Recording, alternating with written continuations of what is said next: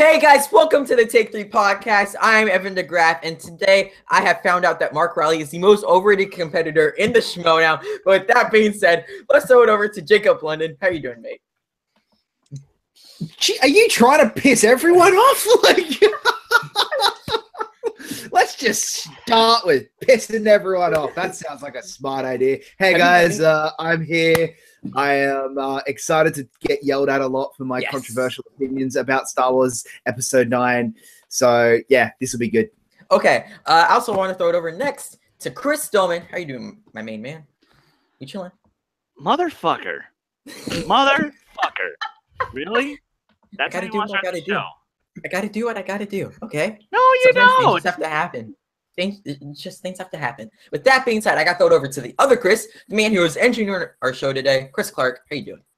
Oh, how are you doing, Evan? You really started this off really smoking. I can't believe you fucking said that. But welcome, guys. Welcome. This is going to be a fun show. My voice is back, by the way. All right. Well, don't even get me started on Bibiani, but Kristen Smith, how are you doing today? Well, Kevin DeGraff, I'm doing great. Thanks for asking. Only Sight and Sound, Luke Jaggers, and Kevin Marquet would know that. Well, finally, let's get it to the man who I probably going to get punched in the face in 2, 3, 5, 6. I'll probably never see him in real life. But with that being said, Matthew Kearns, how are you doing today? You know, I was doing really well, and then you made that comment. I was annoyed for a bit, but, I can't really take offense from a guy who the only person he beat in trivia is younger than him, so, I'm going to be insulted. Hi, Jonathan Peck. But with that being said... I'm going to find you, Evan. That scares me, because people don't know where I live, and the facts that you just said, that makes me very scared. Hashtag protect Evan. With that being said, I just said that phrase again. Chris Clark, run us down the news today. All right. Basically, the first thing on the news is Tim Miller is now directing Terminator 6, the sixth Terminator movie. What is his name? D. Hooper. What's his last name? What's his first name? Who plays Hellboy? David Hopper. David Hopper. He's playing Hellboy now, and he looks fucking amazing. It breaks the box office records, baby. It broke the box office records. You heard it here. You heard it here first, folks. I can't talk. Sorry. And then Jamie Lee Curtis has confirmed that she will be back for the reboot of Halloween. I cannot wait for that. I know you guys can't wait for that either. But sadly, we're going to go to some sad news right now. Matt, tell us about it.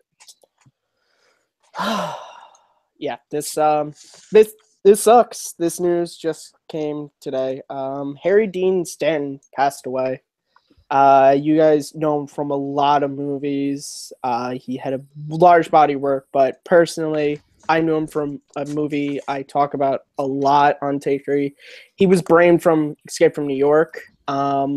Just a wonderful actor, and especially a character like that. When you look on the surface, he brought a lot to it. He was very good friends with John Carpenter. He put a lot of himself in that, and that's a real personal performance, and it definitely was one when I found out. It sucks. It sucks. Go to someone else. Holy God. Wow. We'll throw it over to Chris Stillman. What are your thoughts? Dude, this is unfortunate. He was one of the most respected actors in Hollywood, especially as a character actor. I mean, sure, yes, he was in Escape from New York. He was in Alien. Funny enough, I grew up knowing him as Braveheart Lion in the Care Bears movie because my sister watched that movie all the freaking time. So of course I was forced to watch it. But I knew him from that, and there's so many films that he's done where he's kind of the American Jim Broadbent, where he's that guy, he's there like, oh hey, it's that guy. And it's kind of funny because right now, literally, I am also looking up screenings if any of my theaters are playing Lucky, the film he just did that just came out, so that way I can see his last performance and hope to God he gets some kind of recognition for it, because the dude was phenomenal. Yeah. Kristen Smith, what are your thoughts? He's one of those guys that you don't always know that you're watching him in a movie. Like, he's not a huge name, but he's been in so much that you have to have seen him in at least one movie. And when you're watching it and someone points him out to you, you're like, oh yeah, that he's been in this movie and this movie and this movie. Like, he was in so much stuff, and he gave a lot to the industry. And it sucks when this happens, but unfortunately, how life goes. And he at least got to have one last good performance before he had to leave us. But we're all at least able to enjoy his cinematography and his history in cinema. Close enough. Filmography, that's the word I was looking for. But we can at least go back and relive some of the roles he's had. And so it sucks, but at least he's got a very good legacy that he leaves behind. Very true. Chris Clark, thoughts? This guy is a very prolific character actor. He will be very, very missed. 91, he passed away at 91. He lived a very long and luscious career. His movies will touch millions and millions to come. It's a sad loss. I feel you, Matt. I feel you guys. And his legacy will live on. Jacob London. It's tough. 91 years old, I'll be happy with 91. If I get to 91, I'll be happy with that. But yeah, as people are mentioning in the chat, and Chris mentioned Lucky, he was getting buzz around Lucky. Lucky was he could get nominated. There is another chance that at the end of the year we could be seeing another nomination for an actor who's passed away. Now we'll see how we'll see what happens and how big of a film it is when it comes out. But yeah, very, very, very sad loss. I'm not going to play around in facts like, oh, I know all about this actor. I don't. But from the research that I've done, he's had a very well and very balanced career. He's done everything from The Godfather Part 2 to all the way from Avengers. The guy has had a very balanced and a very thoughtful career, and he's lived a long life. So, this shouldn't necessarily be a sad day, but a celebration of his life. And that's the way how I think would be the best way to look at it for as long as he lived. Mm-hmm. So, yeah, it's a thing that movie fans, it happens, but there's always more things to look forward to in the future.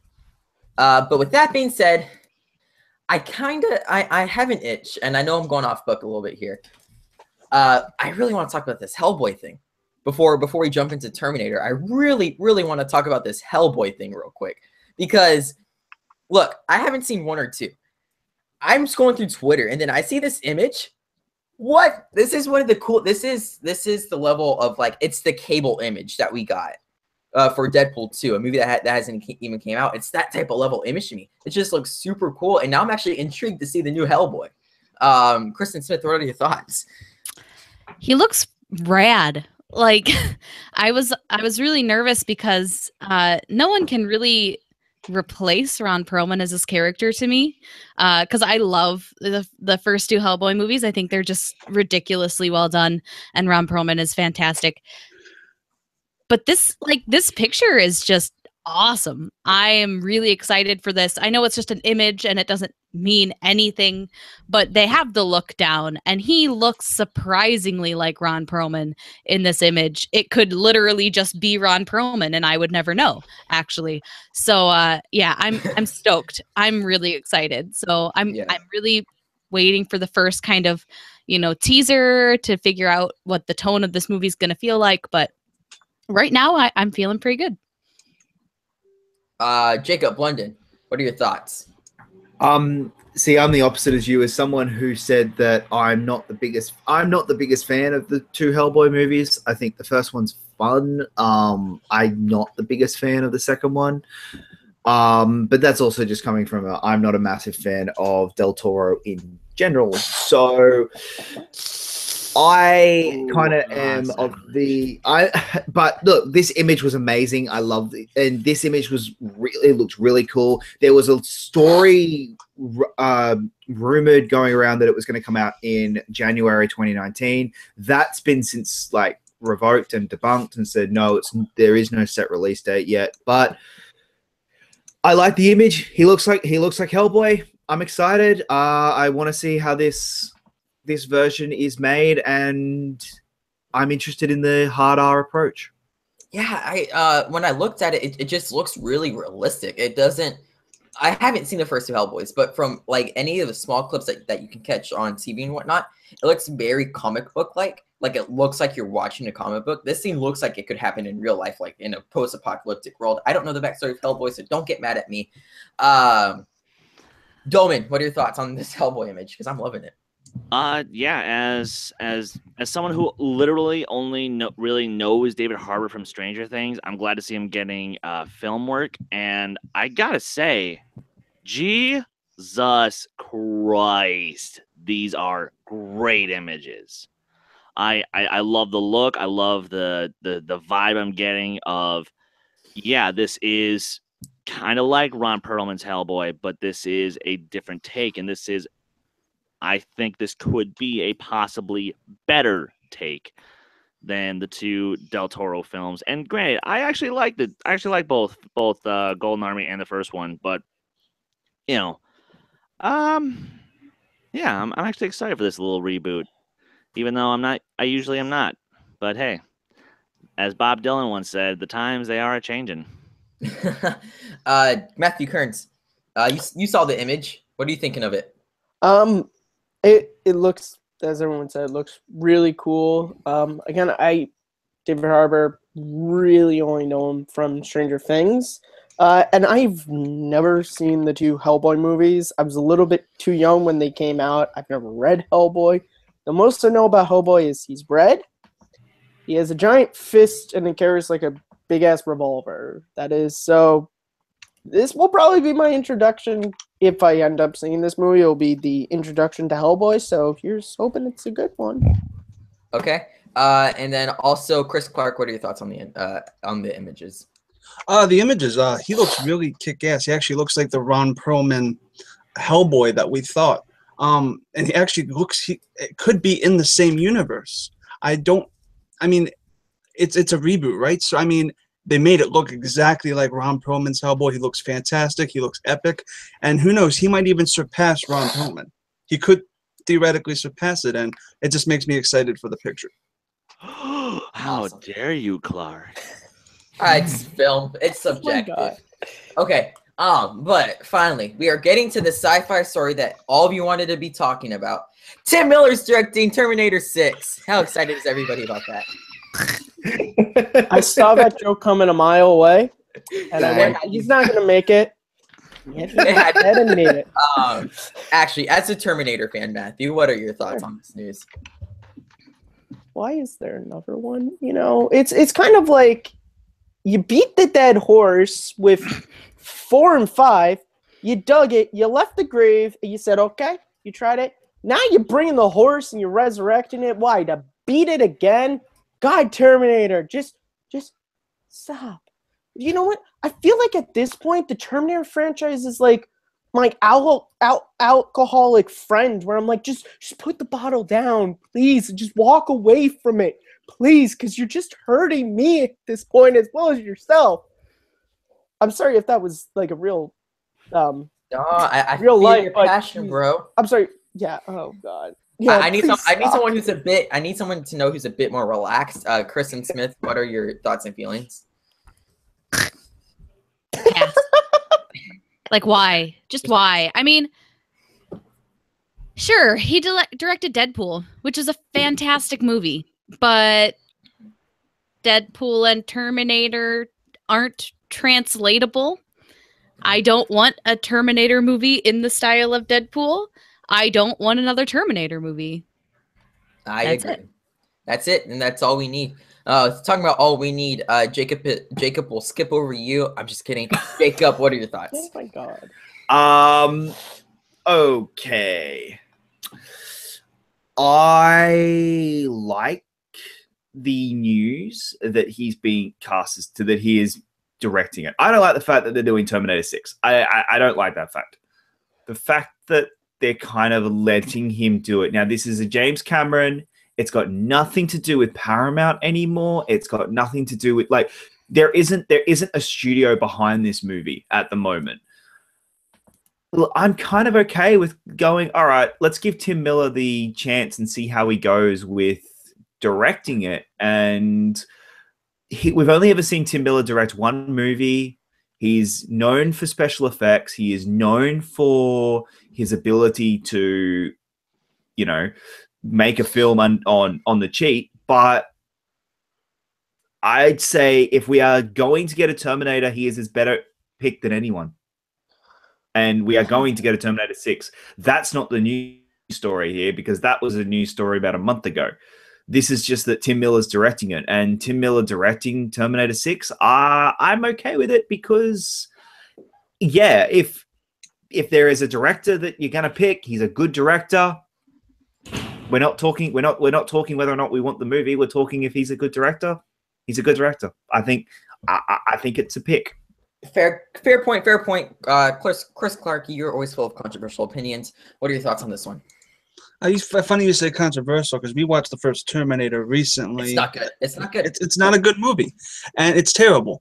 And for lack of a better term, Terminator 2, yes, it's a masterpiece. I love Terminator 2 still.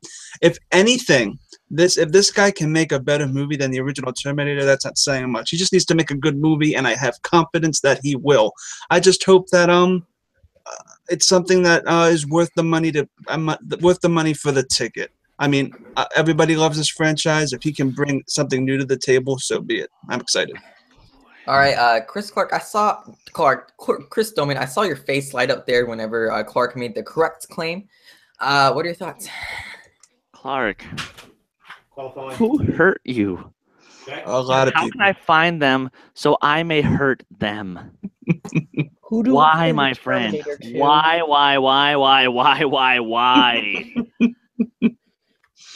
Which in turn is also my question towards the filmmakers.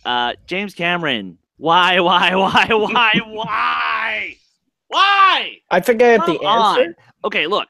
Money. Terminator 1 is a solid film with, unfortunately, a couple of minor issues, but that's only if you didn't grow up with it. And then if you're just being experienced to it, that's fine.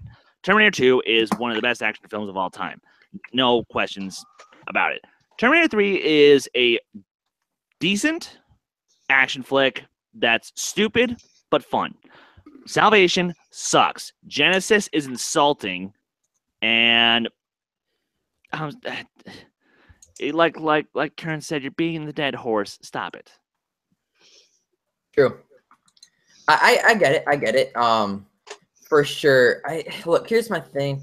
I've never been interested in this franchise, and whenever I tried to actually watch the first Terminator, it's okay. It could be better. Like, it's a bit boring. I don't feel the relationship that's supposed to be there, and it's lackluster. It's a lackluster movie, to say the least. Talking about something that likes to break box office records, it's breaking box office records. I'm not surprised by it. You got to break it down. It's a film that was really well marketed, brought on a lot of hype, and all audiences were really looking forward for this movie. So I'm not really confused by this news at all. It makes so much sense. So Kristen Smith, what are your thoughts? It's awesome. I'm really excited. It's breaking records for not only the month it's in, but also the rating it has, and also the genre. And I think it's awesome. It's a great movie, and it really deserves to have some records behind it. And that definitely means that they will give some attention to the sequel, which is very exciting because I hope they do it and they do it real well. Yeah. Matthew Kearns, I know you didn't see it, so why not? No, but this is interesting considering that it's a horror film. You know, if you were to ask me, what's a movie this year that's going to be breaking a bunch of these records, I probably wouldn't have said a horror film. maybe that's just because it's me, but it definitely, I think, speaks to the power of word of mouth, because this movie, since press screenings, I would say, has been just getting amazing word of mouth, and since it's released, it's a movie that everyone's like, go see it. So it definitely shows the age we live in can just drive up sales for a movie. Yeah, for sure. Doman, you saw it, right? Not yet. Your day off. I'm seeing it tomorrow. I'm seeing it tomorrow as part of a double feature along with Mother. Which that's gonna be interesting. There are some controversial things about Mother right now. But what are your thoughts on the box office records? I am so happy. I am beyond happy. And here's the funny thing. As you guys might know, I have an interesting relationship with the horror genre, because I actually love a lot of it, but I am not one to shy away from criticizing the living hell out of it when there's a stinker on our hands. It is not a stinker. It is, by all accounts, a great film. So I am so jacked that I finally get to see this tomorrow. I'm just going to have a bunch of popcorn. I'm going to have a Mountain Dew. I'm going to throw all the popcorn in my face, and I'm just going to be like, yay! A Nice. terrifying fucking clown is going to scare the shit out of some little kids. Oh my god. Anything else to add? Well, Chris Clark, you like getting jump scared often. So, all right, how do you feel about the It box office? Oh, it deserves it. When I see what I did there. Real quick, what deserves it? It deserves it. What? Okay. It deserves it. Sorry, it deserves it. It deserves it. It. Yeah. Look, it was a great movie. In more ways than one, y'all. Yeah, there were a couple jump scares, but I covered my eyes like I didn't want to see it. No, I don't want to see that. But thing is, it was fun. It was eerie. It was atmospheric. It was great, and people would want to go see it again and again and again because they want to hurt themselves like that. They want to see and they want to be scared. And you know what? If you want a giant meatloaf, you're going to eat the giant meatloaf, and it is the giant meatloaf, and it's going to be delicious. So it's a great thing. Jacob, okay. Hold on, Jacob, did you eat the giant meatloaf, and did you buy it for a lot of money, like how people bought a lot of tickets for it? I absolutely loved it, and I don't know what the fuck analogy you're using, but okay. I'm just going with that. I think Clark wants to get some dinner, so. Yeah. Okay. It was one of the best movies of the year. It absolutely deserves to break all the records. But seriously, the records it was breaking was just insane. It's going to make. All right. Can we put this into perspective? It is going to make more money this weekend than any other film has made in its second weekend ever. Like, it is going to make more money opening week in its second weekend of release than any other film has made in its opening weekend in September. That is just insane. That is insane. I think we have been talking to Ghost Jacob from the past. So we're going to move on to our last story of the week, which is actually about someone who is coming back. Chris Clark, what is the actress's name again? Who is going? Oh, Jamie Lee Curtis is coming back. Jamie Lee Curtis. So, Matthew Kearns, you look excited about this. Why? Yeah, Jamie Lee Curtis. She's coming back to the Halloween franchise, but you failed to mention in that news story. This is really interesting because the spoilers, I guess, for the last one she was in, she died. And so it's really cool to see that such a successful actress is still able to, because Halloween was really where she became a big star, and so it's kind of like she still is able to throw back to that. And I mean, I love the photo they released where she is wearing the exact same, the classic clothes from the end of the film, and there's Michael Myers, behind her. I loved it because the first Halloween is one of the few horror films I'll watch, actually. So nice. Yeah. So Jacob London, what are your thoughts? So the other news part of this news story that was dropped is that this is going to be set after Halloween 2. So Halloween 2.0 and Halloween Resurrection are no longer quote unquote canon, and Okay, that story aside, I love that she is coming back to Halloween. I am sick to death of these. We're retroactively doing canon. We are just throwing the fucking book at the wall because we want to make a movie and we don't know what's going on. And oh god. Yep. Okay. Kind of like a few movies that came out in 2015, huh, Jacob? No, kind of like the freaking Alien movie that's coming out that got killed by Neil Blomkamp. I never wanted that in the first place, and I'm just Okay, moving on. Kristen Smith, what are your thoughts on this news? I think it's cool. I mean, she's an integral part of the good movies, and that's arguable. I have a few friends who like all of them, which is weird. But the movies that I appreciate, she's a big part of. So I'm actually kind of looking forward to having her come back. If they can do it well, then I think should be a good addition to some of these new movies. Yeah, for sure. Chris Doman, thoughts? You like horror sometimes? I do, and I have seen every single Halloween film, and the thing is, she was a very noticeable miss in Halloween 3 through 6, but then when she came back, it was great to have her back. But here's the thing: if it serves the story, great. If it doesn't, why are we doing it? But whatever, it's fine. It's fine. So that being said, I'm glad she's coming back to the franchise because, frankly speaking, she is one of the best parts of those first two movies, and I love her. Awesome. So you love her, Chris Clark. The other Chris, do you love her? Oh, she's fantastic. My favorite Halloween movie is the second one, In the Hospital. She killed it. Again, I like number 2s a lot. I really like number 2. The number 2 is a great number, and it has a lot of good film. Two Towers, Empire Strikes Back, Halloween 2. In the Hospital. That's a weird comparison. I just did it. Oh well. But look, Halloween is as much Halloween as Donald Pleasance was Halloween.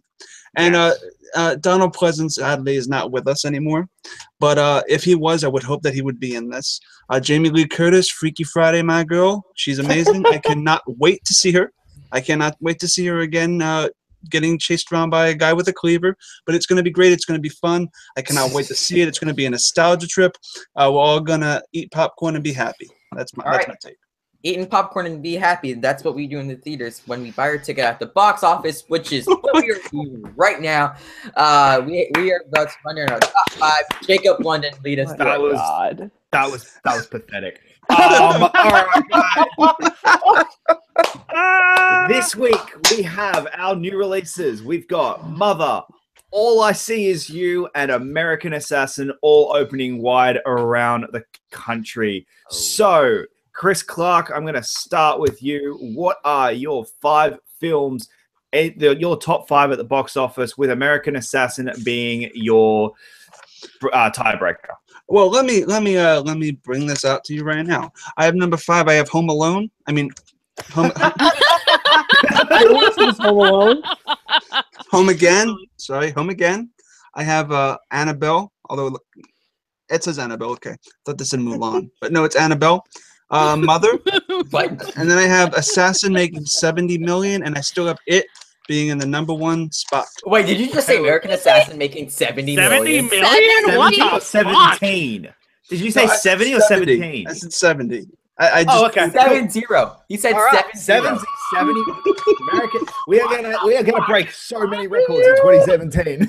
Oh man, yeah. Chris Doman, are you breaking another record with American Assassin? I'm breaking another record because apparently, as you guys recall, I fucking suck at box office because what I interpret as knowing trends, apparently I'm dead wrong with. Yeah. So, right. At number 5, I have Annabelle Creation. At number 4, I have Home Again. At number 3, I have Mother. At number 2, I have American Assassin making 21 million, which I think is bold, but it's possible. And of course, number 1, It, because all my money is going to go towards it. And Mother. Matthew Kearns. All right, guys, listen. Master of box office. This is the weekend of Home Again. Reese Witherspoon, she's coming back. She let It have last week. I'm telling you, it's her weekend. All right, so at number 5, I have Hitman's Bodyguard. This is really the only like comedy out right now, and I feel like there's still a big bunch of people who don't like horror movies who want to go to the theater. They might see Hitman's Bodyguard. Also, I suck at box office, so that could be another reason I'm not here. I hate you, Evan. All right, at number 4, I have Home Again. Somehow it's gonna make money, I guess, because it did. Oh Uh-oh. What? Oh, he's Matt. Keep going. Keep going. What? We lost you. Oh, okay. Started to lose. Keep going. Okay, so at number 4, I have Home Again. You guys got that? Yes. Okay. Yep. At number 3, I have Mother. God. Jennifer Lawrence. She's gonna make some money. Number 2, I have American Assassin, and at number 1, I have It. American Assassin, I have making 30. Okay. $30. Kristen, For sure. what do you got? 30 mil, of course. Yeah, I think Hitman's Bodyguard will be 5 for the same reasons as Matt. It's just really the only comedy out, and there's not much else out right now. Home Again will be at number 4 for the same reasons. There's not much else out right now. Mother is in 3, American Assassin at 2, and It at 1. American Assassin, I think, will make like 12.1. Not very much. 12. All right, we're at 12.1. Evan, what do you got? Number 5, I have Hitman's Bodyguard. It's going to be staying in the top 5 because it has Ryan Reynolds and Samuel L. Jackson, and it's widely entertaining, actually. Even though it's a piss-poor movie, it's widely entertaining. Number 4, I have Home Again. I've never seen or heard of this movie, but I looked on the box office. They're like, yeah, it's at 4. Number 3, I have Mother! And yeah, it's a controversial film, so it has some people talking about it, hence why I'll be in 3rd place. Number 2, I have American Assassin making $22 million. Yes. Oh, you son of a bitch. I had it written down before you said it. And then I also have to make this apparent.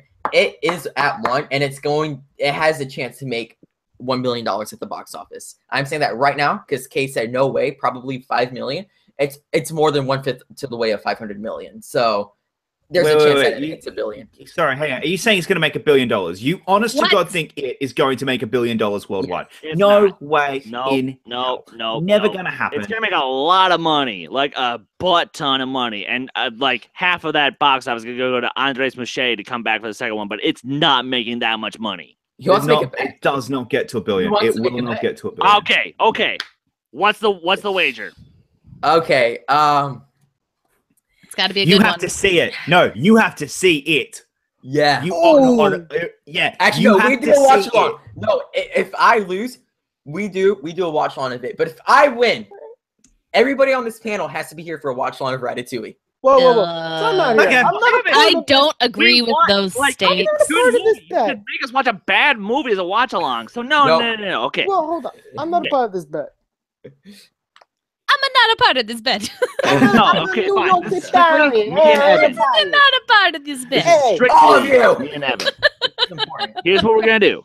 Okay. If you lose, we do a live watch along of a Stephen King miniseries, It. Yes. You win. If I win, we do a live watch along of a movie that you love but I hate. okay. So yeah, we'll figure that out later. But I'll take it. Oh my.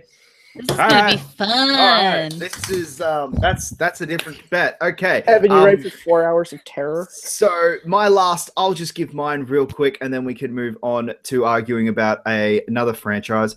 Number 5, Hitman. 4 of us have the same list because It's so predictable. Yeah, Hitman's Bodyguard, Home Again, Mother, American Assassin, and It. American Assassin makes 16 million. I think it makes a little bit, but not enough. Look, this is September. It's not going to make any money. But yeah, Evan, you're watching It. You are watching It. And actually, to be fair, because if he does win, we're gonna decide what movie he'll do. Then I'm actually gonna take that back. We might not necessarily do It, but it will be a horror film. Yes, No, it will. it's it. We've already said deal. Green It's Inferno. No. We never did the virtual handshake, my Oh, friend. come on. Children of the We're not Corn. playing this. Children of the Children Court. of Let's the move on. Corn. Talking about Fuck Children of you. the Court because we're already off the rails. We're about to go even more off the rails because we're about to be talking about JJ Abrams and Star Wars for 30 minutes. What's next? Why is Disney a mess? I had trust in this company. Blah, blah, blah. BS. Here's the rundown. It got pushed back. Episode 9 got pushed back to December of 2019. And JJ Abrams has been announced as director for episode 9. And also, it has been reported that Rian Johnson was the first pick for it, but we're not completely sure about it. I'm going to start off with my bit. I don't really give a flying fluck. The only person I wanted to direct this movie was Steven Spielberg because I'm a dreamer. And here's to the fools that frickin' dream. So that was my pick, and it's sad, but also Star Wars belongs in December because that's where it's going to make the most money that it's going to make.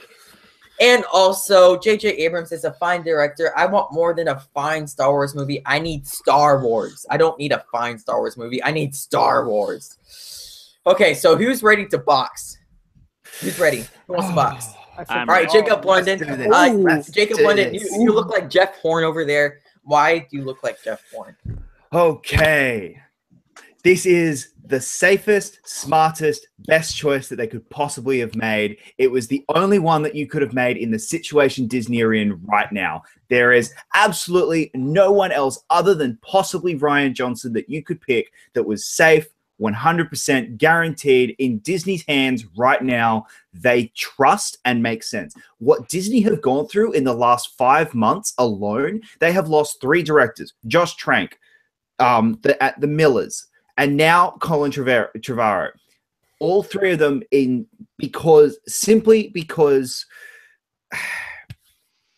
Okay, sorry, I just lost my train of thought then. All right, they have lost these directors because they've tried to, when they announced that we want to get people who are young and innovative and get young voices into Star Wars. Well, guess what? That didn't work as well as they hoped. So they're going for the safer bets. They're going for the people who just aren't, who they know works within what they're doing. Rian Johnson has worked out incredibly from all reports. Everyone has said Rian Johnson and Disney got along really, really well. Every other director and every other project so far has had issues. Every other project has had issues. All right? Last Jedi is the only one we have heard so far that the only issue was they moved from May to December because of a union strike. Nothing to do with the film. Force Awakens lost a screenwriter. Han Solo is the mess that Han Solo is. Now this one has lost a director, and Rogue One was just a nightmare. Picking JJ Abrams was a smart option because they trust him, they know him. Anyone who brings up the bullshit argument of, oh, Force Awakens is just a rehash of A New Hope. Yeah, because it was 30 fucking years since we had been in this world. You had to reintroduce people into the world that we know it. And that they had to do that. I have every confidence that JJ Abrams is actually going to make a different movie. It is not going to be Return of the Jedi. It is going to be a different movie. And I have a feeling it's going to end on a down note. It's going to end on okay, we're going into the next trilogy on a downer. But I do not see how this is a bad pick and how picking someone else would have been a smarter pick. It's too big of a risk for the 9th film in your franchise. I get where you're coming from, and you and your all right, let's not get too political here, but you and your brain does think that way, and it's a fair play. But Kristen Smith, what do you think? Go to Kearns. Oh, Kearns. Yeah, Kearns wanted to go next. I can wait. Yeah, okay. Listen, I love The Force Awakens. I love JJ Abrams as a director. It's kind of like Jacob said, Disney, they've kind of been screwed with directors and stuff, so it does make sense that you go to a guy who they know they can work well with. That does make sense. Personally, I was hoping they would have won with Spielberg or something, or even Rian Johnson, but you know what? He's a great choice. And this is just my stupidity thing. I just need to get it out. the last time I saw JJ Abrams do a sci-fi sequel got Into Darkness, which is fine. I don't think that's going to happen here. I feel like after Last Jedi, we're going to get a completely 100% new Star Wars film. I'm just hoping there are things about Force Awakens that I love, and there are also problems I have. I'm hoping that with 9, JJ can fix the problems from that movie. But overall, I think it is a good choice. There were like 1 or 2 directors I would have liked beforehand, but besides that, I get the problems Lucasfilm is having right now. It makes sense why they're going with JJ Abrams. All right, Chris Clark, what do you think? Well, JJ Abrams, JJ, he directed a Star Wars movie I am not completely fond of. Force Awakens was a very big love letter to the Star Wars saga. It didn't, as people say, it kind of repeated what we've seen before.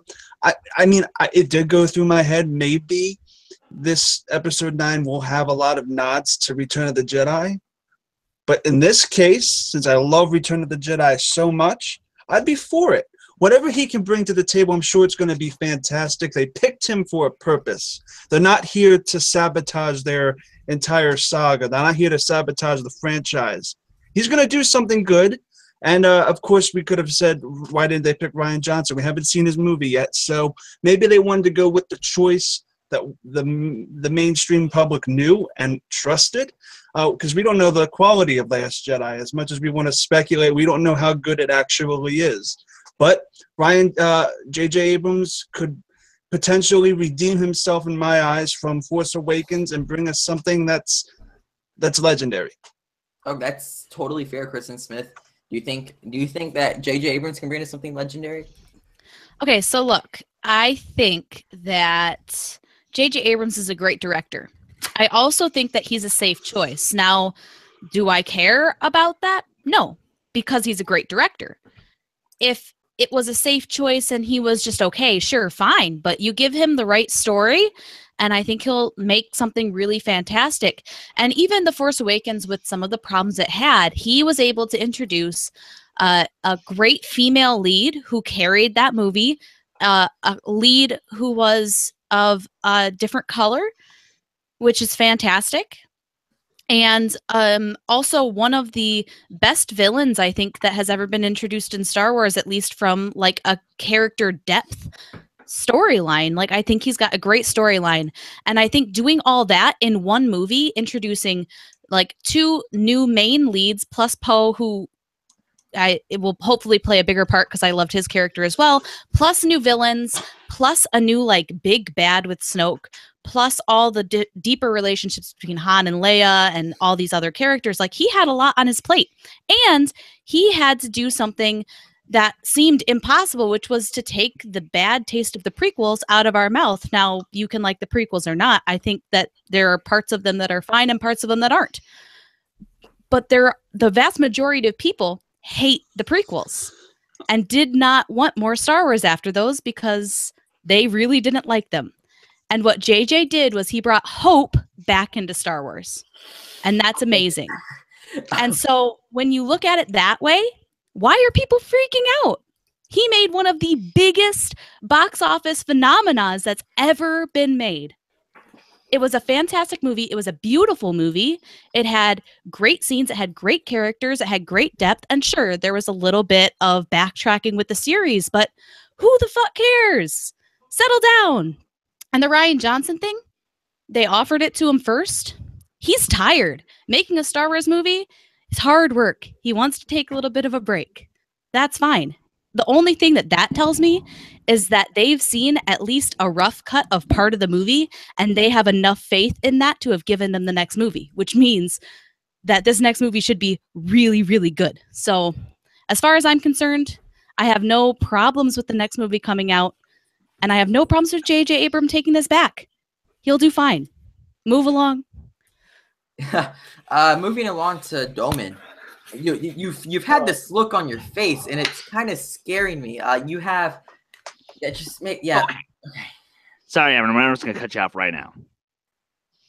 I do not like this. Now, granted,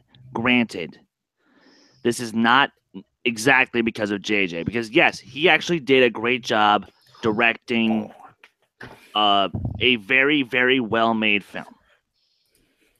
I have now, granted, and look, guys, if you know me, you know Star Wars is like my fucking bread and butter. I love it. It is a child to me, you know. And right now, Ryan is slowly giving birth to my next child, aka the Last Jedi, and I'm looking forward to it.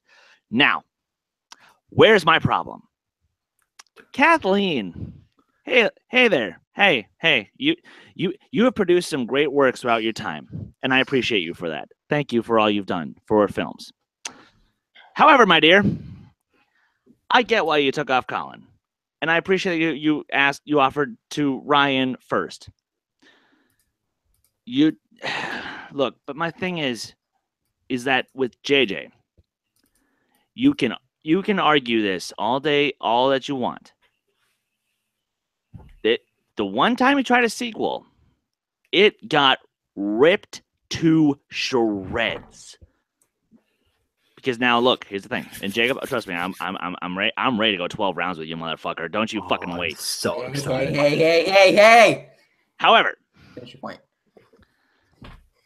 My main issue actually is not JJ, because okay, fine, we're gonna bring back a voice that we've heard before, and that's good. That's good. You know, as someone who's familiar with the franchise, great.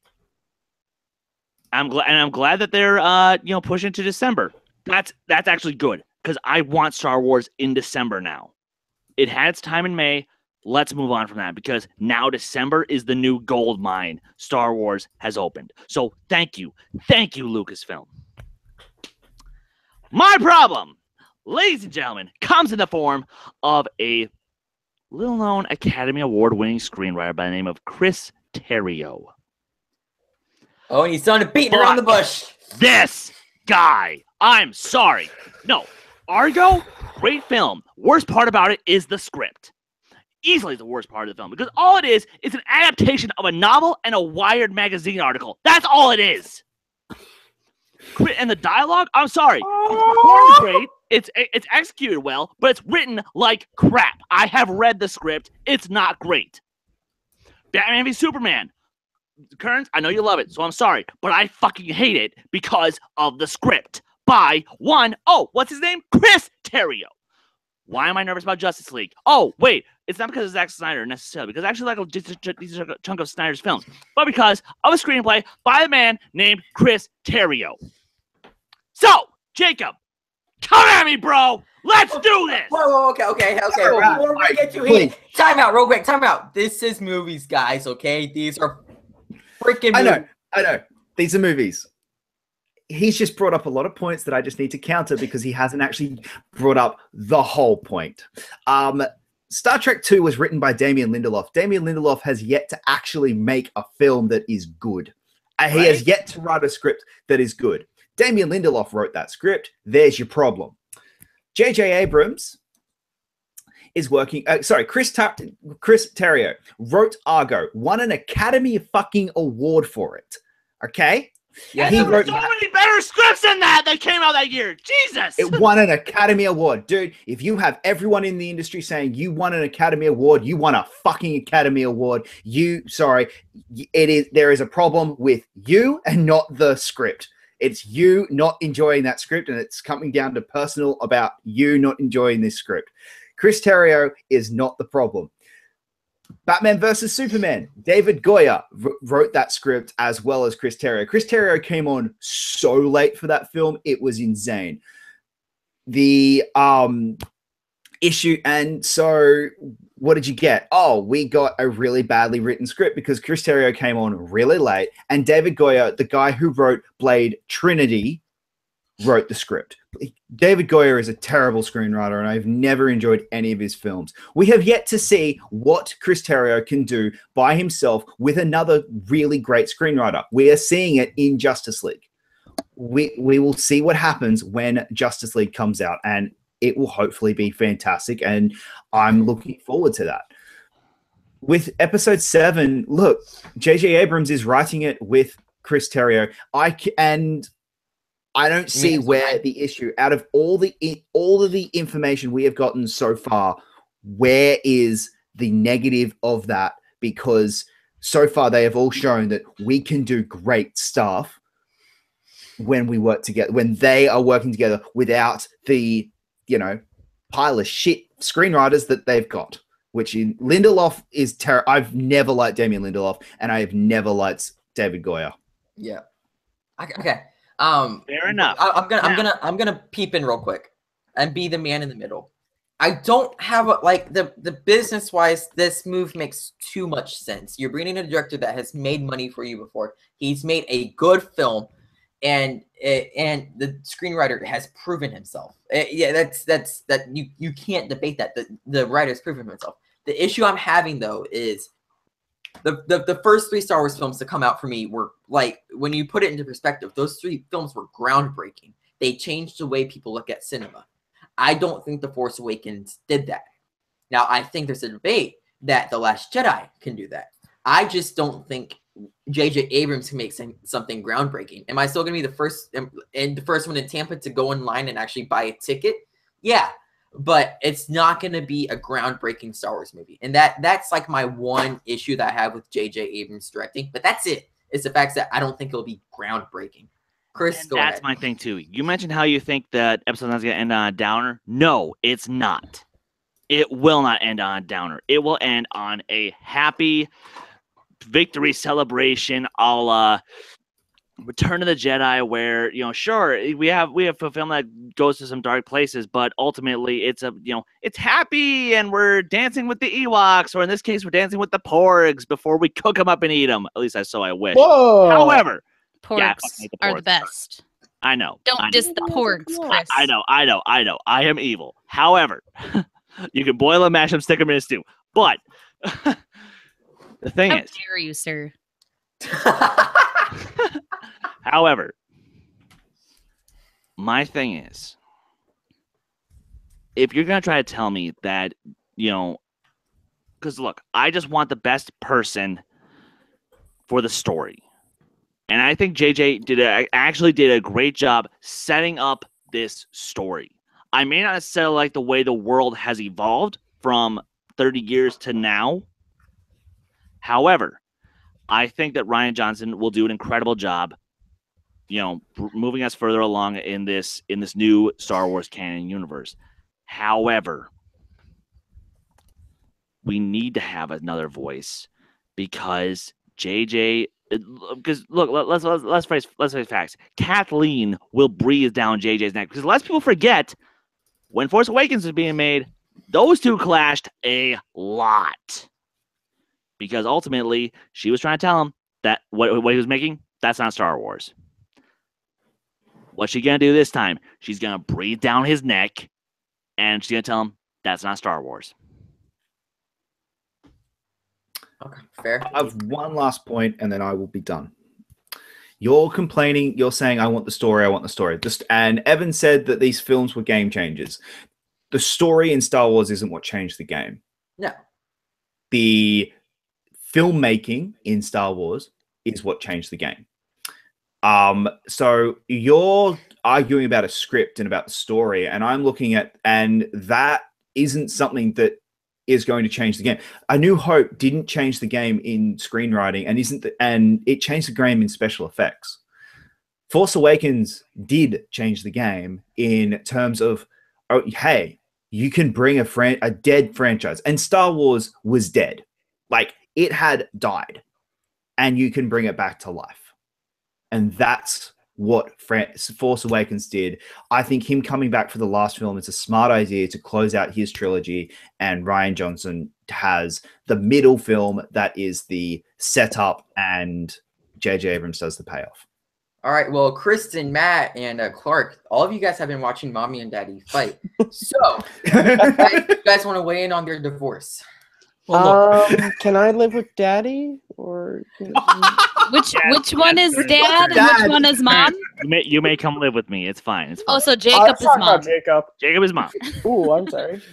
God, well, that just got really creepy and weird. But let's get back to Star Wars. I live in Australia than some up north. Hey, by the way, there is incest in Star Terrible. Wars, so it's okay. That's true. another topic.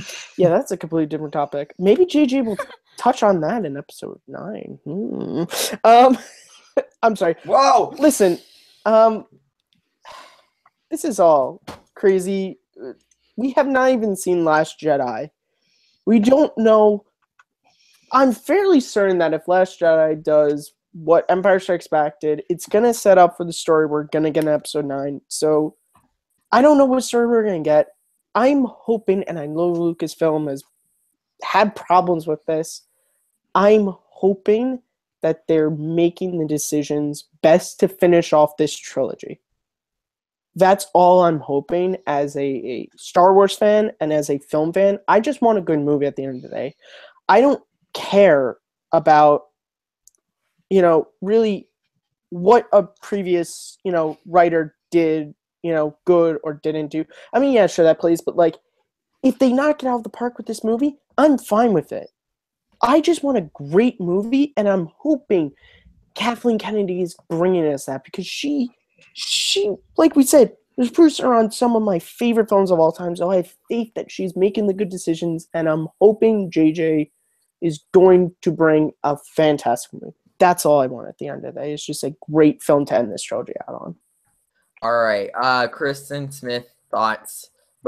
Yeah, mom, dad, son, Okay, so I mean, what else can be said? Really, to the point that it's not going to be game changing. Does it need to be? It's the third movie in a trilogy. All it needs to do is take up where the second one left off, finish up the story in a way that is pleasing to the fans and pleasing to us, and that's it. It doesn't need to be some crazy, weird, trippy, crazy movie or something. It just needs to be a good ending to the trilogy.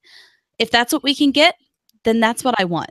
And I think that JJ can do that really well. And we know from experience that even if he clashes with Kathleen Kennedy, he knows how to play ball. He knows how to give her what she wants to get the movie done. It is a proven track record. Even if he and her clashed on it, they still put out a great product at the end of the day. And we got Star Wars at the end of the day. That's all I want. I just want a good third movie. That is true. It actually depends on what people's definitions of Star Wars are, which is a whole nother conversation for a different day. Chris Clark, what are your final thoughts here? Well, look, listening to them talk, the one point I want to just say is, Jacob is right. Star Wars, it didn't change the way we make and look at movies because of the script. It was the way that it was made. And the way it was marketed, and the whole franchising idea came from Star Wars. The difference, though, is Force Awakens, yes, it reinvigorated a dead franchise. But you know what killed that dead franchise was the scripts of the prequels. And, as long as the script is good for this episode 9, we are in good hands. And as much as I nag and I will always hit down Force Awakens, it had a solid script. It just borrowed too much. JJ will give us something good, something that is appetizing, something that is awesome when you first see it. It's just if it measures up to the ones that we love of the past. And I love the prequels. I'm not saying that I feel like they weren't written good. I love them. I love 2 out of the 3 of them. But you see, just as long as JJ brings the script writing that he needs to, and the story that we all want to see, an original story, not something that borrows something from Jedi, it should rock, and it should rock hard, and it will rock good. I cannot wait to see it. All right, so Dolman, as you're about to leave, you have your name Skywalker as part of your nickname for the Worldwide Movie Trivia League, where you get absolutely smashed every time you play. What are your final thoughts and plug before you go? As I say, well, okay. If another certain commissioner has taught me anything, it's that with just a little bit of luck, I can have a comeback. And who knows? Maybe I will have a comeback myself. But now I'm going to give a closing thought. To be fair, like I said, I'm not necessarily opposed to JJ coming back because first off, they moved back to December, which I love that idea. If Chris Terrio can prove to me with either Justice League or the script for episode 9 that it's a fantastic addition to this franchise that I have loved since I was 3 years old, and it kind of, because look, I'm not looking for a game-changing film because Star Wars already did that. Now it just has to improve upon the story. It has to improve upon the characters. These wonderful characters that I have come to know and love, and I just don't want to see them get, the short end of the stick because it's the end of a trilogy. But that being said, yeah, sorry guys, I actually am leaving a little bit early tonight. But you guys have fun.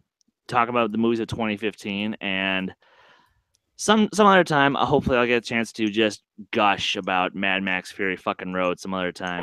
But of course, Wait, you guys that can overrated movie? Oh, fuck you 17-year-old prick. You guys I can was find me about on to Twitter say at that. my band, Last Shot Redemption, at LSAR Band MN. And of course, you can follow Take 3 Productions on Twitter at Take 3 Trivia. Guys, the reaction will be up in probably a couple hours, depending on when we're all set to go with that. But otherwise, Evan, I'm taking it back over to you. And guys, have a great night. Take care. Okay. Bye-bye. Aunt Chris is gone, the long lost aunt that we've never had. Didn't you just call him mom? No, No, he's dad. What? No, Who are that's my not a parents? discussion to have. But now I am kind of halfway graciously giving the show over to Jacob, and I'm kind of scared about that. So, Jacob, the show's yours. I'm taking notes. I'm scared.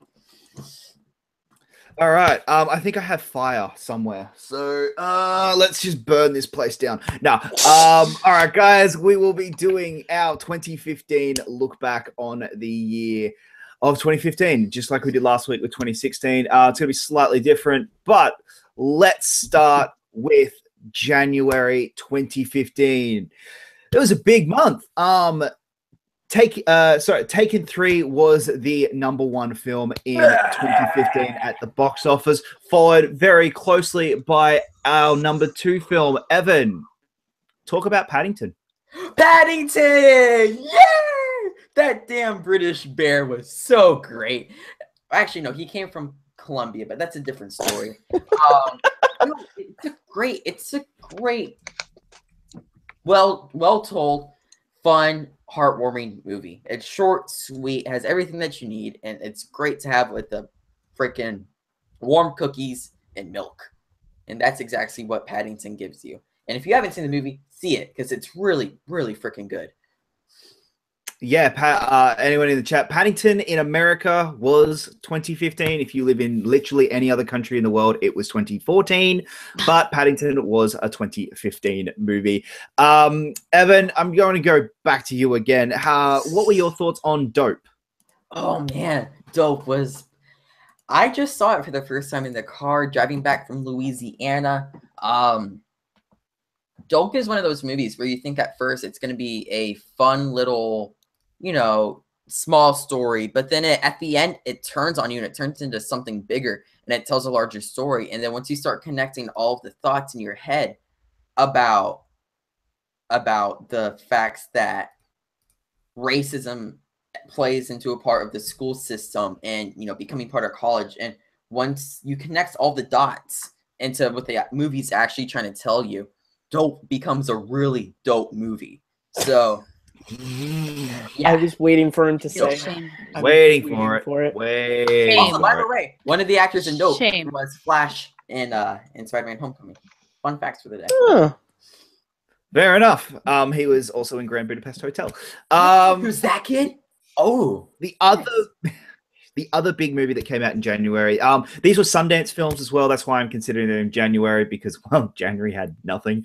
So, Me and Earl and the Dying Girl is a film that I absolutely adore. It is such a great coming of age story. Every year seems to be having that one great coming of age film lately, and Me and Earl and the Dying Girl was my coming of age story from 2015. Did anyone else see it, enjoy it?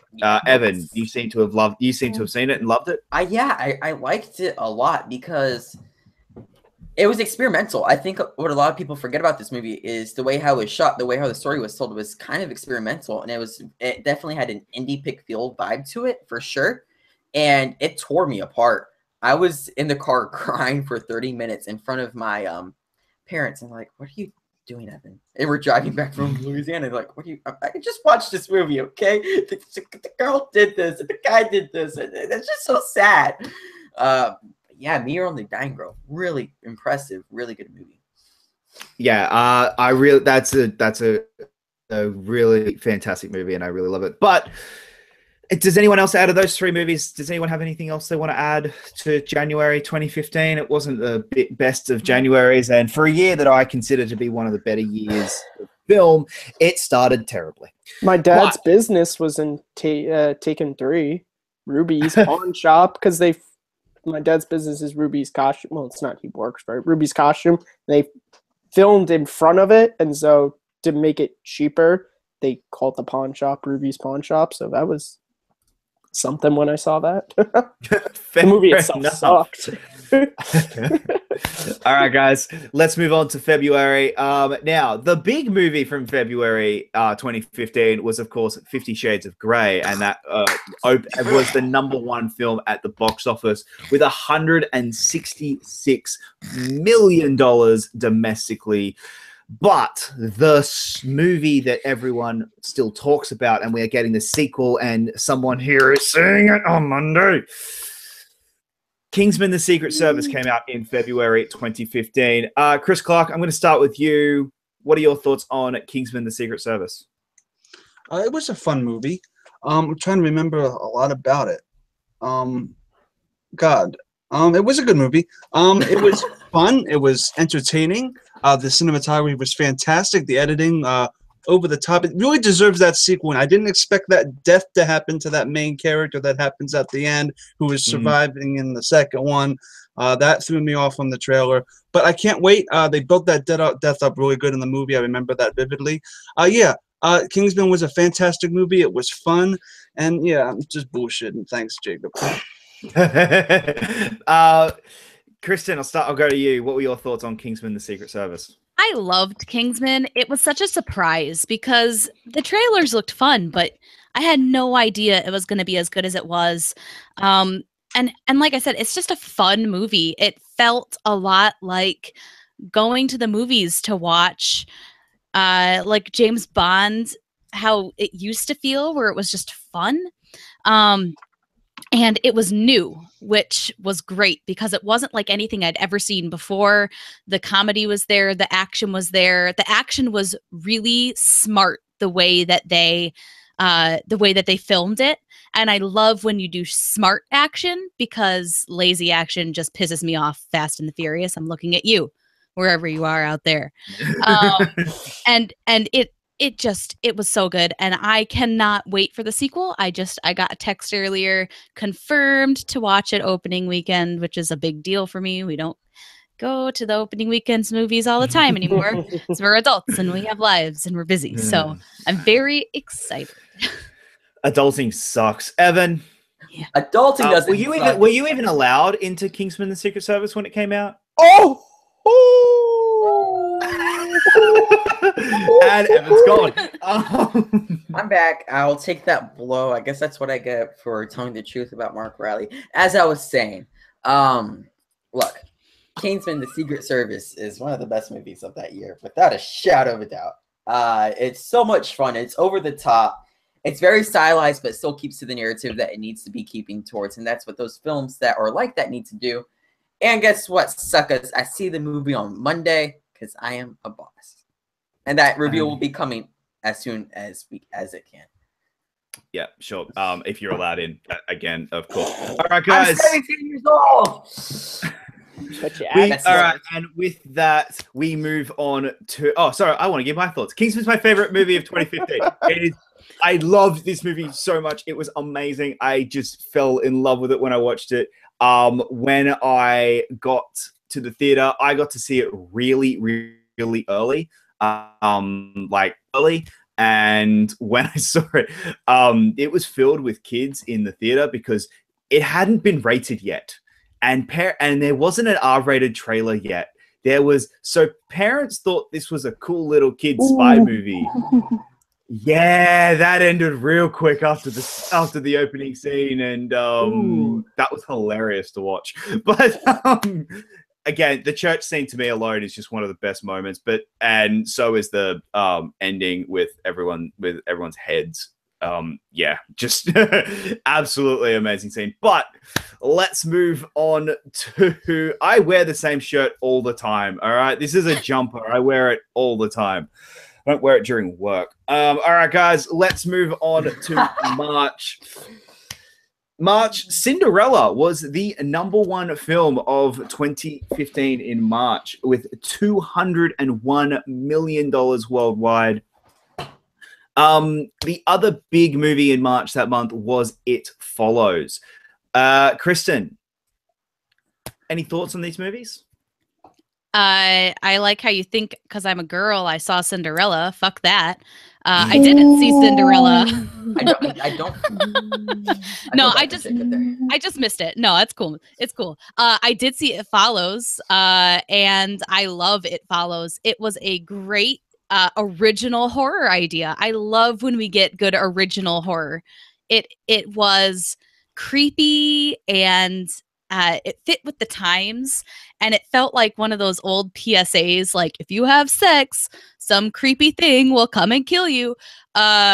So like, I don't know. I just really liked it. It was a great original idea. It's on Netflix. If you haven't seen it, you should check it out if you like horror movies.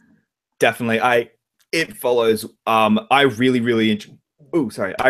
did enjoy It Follows. I thought it was absolutely hilarious and just not hilarious. Sorry, it was absolutely terrifying and it was scary and I really enjoyed it.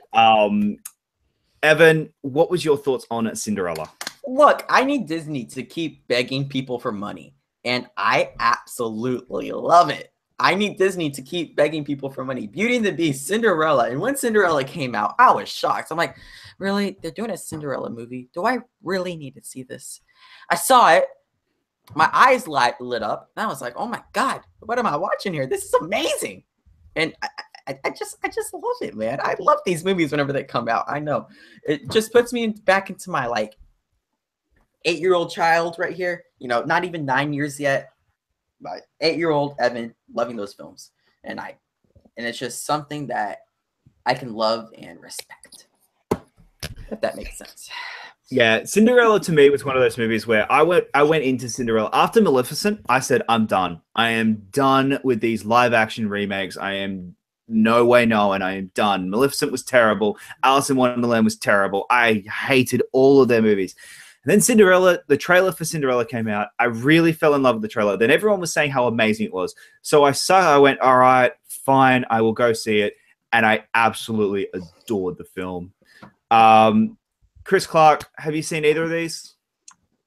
I've seen neither, but I mean, I've heard great things about Cinderella. I heard that it was a great, it was one of the better things after Maleficent. I know that was pretty bad.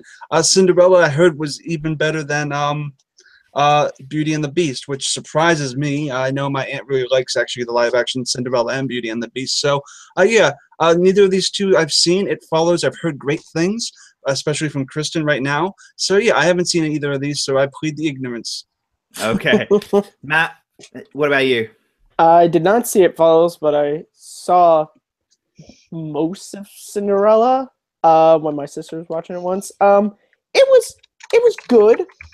They changed stuff from the original that some was good, like giving the prince like an actual character, good.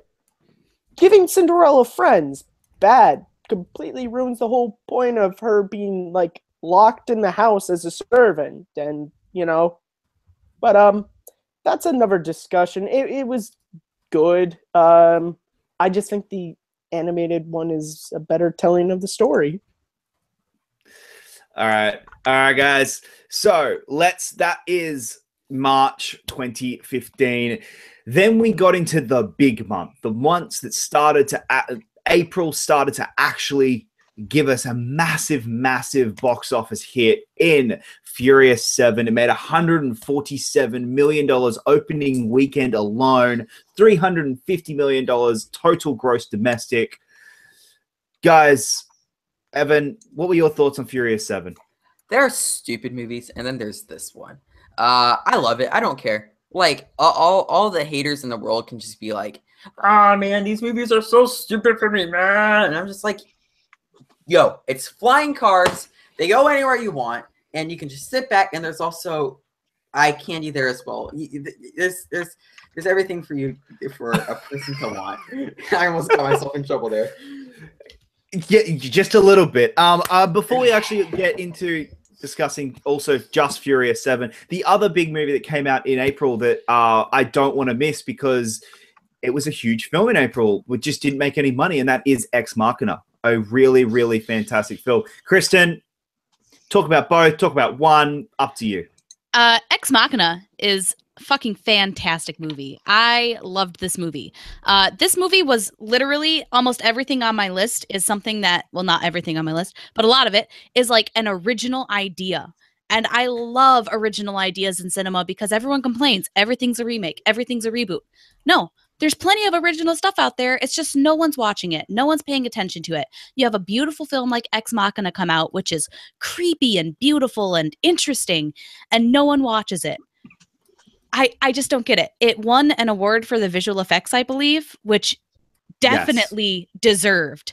The work they did on I can't remember the actress's name because I'm blanking, but it was Alicia Vikander. Yeah, it was ridiculously amazing looking. I mean, you could not tell that it was not a practical effect, in my opinion. It just looked so good, and the acting in it was so great. And it's just an underrated movie, and it definitely deserved more than what it got. But I'm glad it got made. It was so good. Yeah, definitely. It's a really amazing that I remember at the Oscars that year, the 4 that I got wrong, one of them was a guess. The other one was Best Original Song because, hey, Writing on the Wall is apparently Best Original Song in 2015 because that's intelligent. From what? Sorry, from Spectre. From Bond. And then I got Best Supporting Actor, which we will get into. I got that one wrong. But my other one was Visual Effects because I remember the race was always between Revenant and Mad Max. And then when Ex Machina won, it was the one that I went, you know what? I'm completely happy I got that one wrong because, yeah, it's such a film. No one thought that it would win. No one thought that these visual effects would do what it did. And look, she's saying that she, I will say to this day that she won that award because of Ex Machina, not Danish Girl. And because the Academy is so stuffy, they couldn't give it to Ex Machina. Furious 7 is such an amazing film. I really, really enjoy Furious 7, and it's just a lot of fun. It's dumb, it's pathetic, but everything leading up to that last 5 minutes, that 5 minutes will destroy you. And if you at the end of that 5 minutes is the movie could have been the worst movie ever made. And that 5 minutes in there, and I would have given it a pass just because of how well that 5 minutes is. Can I see you again? Okay. And that should have won Best Original Song. I don't think it was an original song, but yeah, we can talk about that. It was written for the film. Trust me. Yeah. It was. It was not, and it was nominated and everything. And it was played on the radio 20 million times. Yep. All right. Wait, guys. Real quick thing about Ex Machina. Most overrated movie of 2014. Fuck you. Move along. All right. 2015. We're talking about 2015. All right. We've hit the summer of 2015. For some reason, we'll be talking about a movie that I think is one of the most overrated films of 2015. And we'll be talking about one of my favorites. We are in May of 2015. The #1 film at the box office was Avengers Age of Ultron with 459 million domestically and 191 million opening weekend. I can remember that was down from the first Avengers because they had the Manny Pacquiao and Mayweather fight that same weekend. Yeah. So, Matt, I'm going to start with you. Age of Ultron and Fury Road. What are your thoughts? Age of Ultron, I thought it was a really fun movie. I thought it was interesting. You know, because the first Avengers has the problem of you have to set up the team and they're not going to like each other, whereas Age of Ultron, they're all friends. Like, my favorite part of Age of Ultron was actually the party scene. Like, that was just so much fun, and you had one of the best Stan Lee cameos in that scene. So, and then the whole thing with them all trying to lift up Thor's hammer. So I thought it was a lot of fun. And also, are we able to talk spoilers, or is that X-Nay? We're talking a 2-year-old movie. Go for it. I give it up to Marvel for actually keeping Quicksilver dead. Good on you. You got one. Now, if only you could have done it with Agent Coulson. Fury Road, I think, is a really well-made movie, but it's not better than Road Warrior. So I'll leave it at that. All right, Clark, you can finally talk about some of these movies. Finally, like, I love both of these. Age of Ultron is very underrated as a sequel. I feel like, yes, the whole thing with Jarvis and it being Tony Stark's fault, it gave more humanity to Tony Stark, and I love the movie for that. Although it was a little under the first Avengers, still a fun movie. The chemistry was there. It was great. And Mad Max Fury Road, oh my God, the editing, the framing of things where things are just straight on in the middle of that frame, where it just catches your eye throughout the entire cuts. There's a reason why it was nominated. I think it won for best editing, or was it nominated? It won for just about everything. Yeah, and cinematography was fantastic. The makeup, the character designs. Mad Max Fury Road is a singularity of a masterpiece. Evan. Okay, I have a weird dilemma with Age of Ultron. It did what Avengers did really well, better. The chemistry, the action, everything that a superhero movie needs. But it did what Avengers did a little bit worse, whereas the story and a few things with the writing and how that went about. So that's my huge dilemma with it, is like, you did a bunch of things better, but you also did a bunch of things worse. I really still really like the movie because I saw it in IMAX, and I went there with my mom. It was an event. It was it was a booked out screening, and it was great. And then Fury Road is a good movie, just not great. Kristen, thoughts? Okay, so Avengers Age of Ultron was fine. It wasn't horrible. It wasn't great. It was just fine. I did enjoy the visuals, I guess, but the best thing about it was Paul Bettany as Vision. I mean, that's just anything with Paul Bettany good in my books. Mad Max Fury Road is a masterpiece. It is one of my favorite movies of 2015. I loved it. I loved every second of it. It's a movie I can just sit there and put in at any day of the week and watch and just enjoy. And any movie that does that for me, all good in my book. Yeah, definitely. In 2015, the Oscars that year, Mad Max swept every single visual, pretty much technical award, bar 2. Director and cinematography. Because, yeah, anyway, Mad Max is one of my favorite films of this year. I think I do not like the Avengers Age of Ultron, and it is one of the weaker Marvel movies for me. It's too long, has too many subplots that go nowhere, and just I get it. Has a lot of massive issues for me, and Civil War is the Avengers sequel that we should have gotten in the first place. Let's move on to the next month. We are in June. We are smack bang in the middle of summer.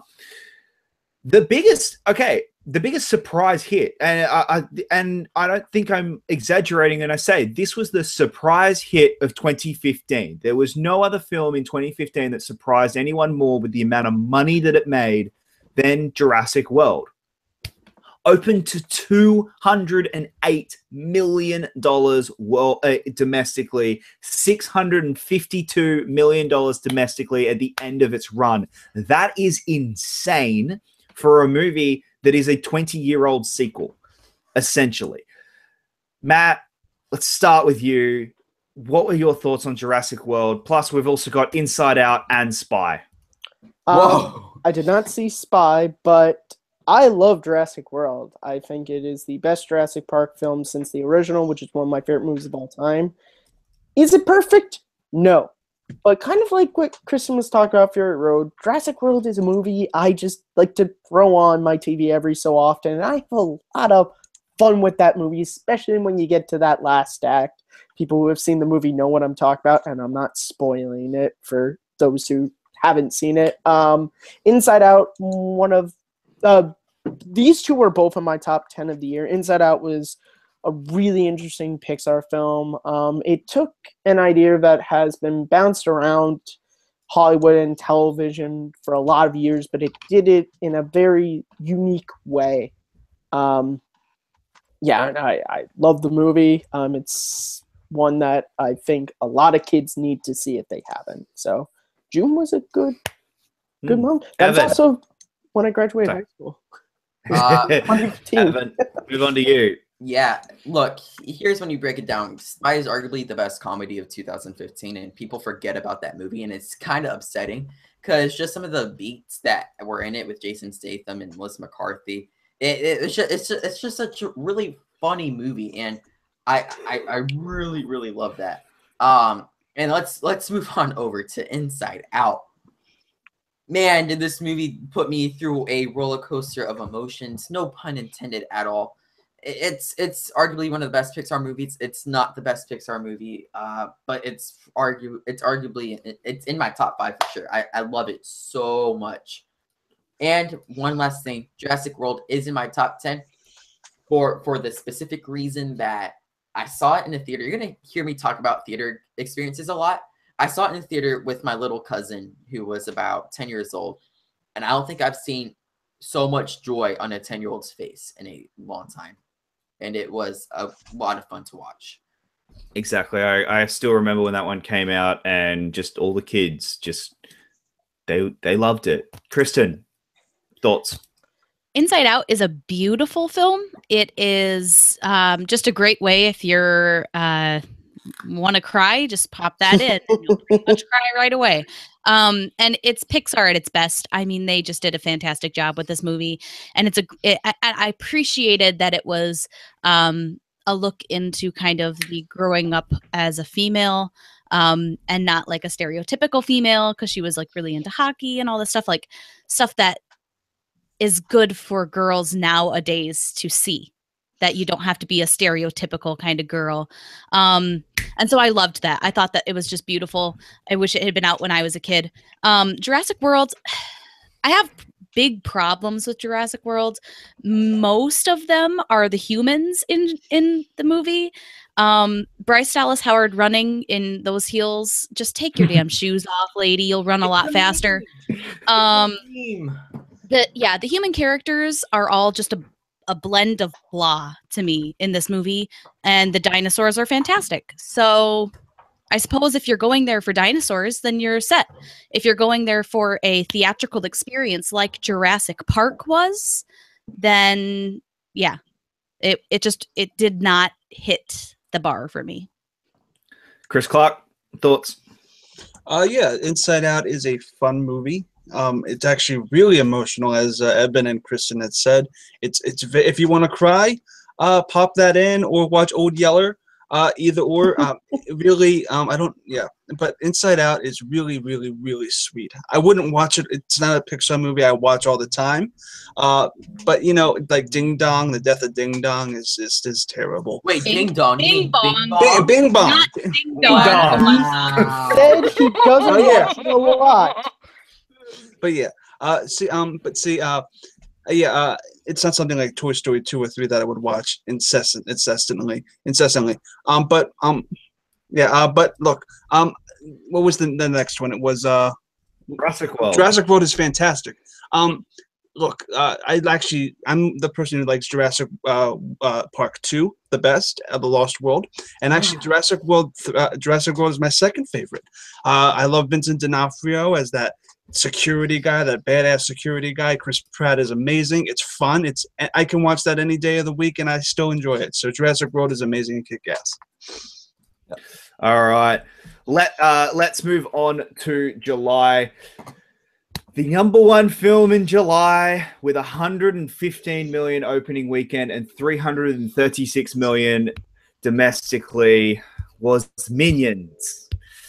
Secondly, however, was Mission Impossible: Rogue Nation. Yay! So let's just talk about that. And third was Ant-Man. Yay! So the two films we want to talk about, Ant-Man and Mission Impossible: Rogue Nation. Evan, we'll start with you.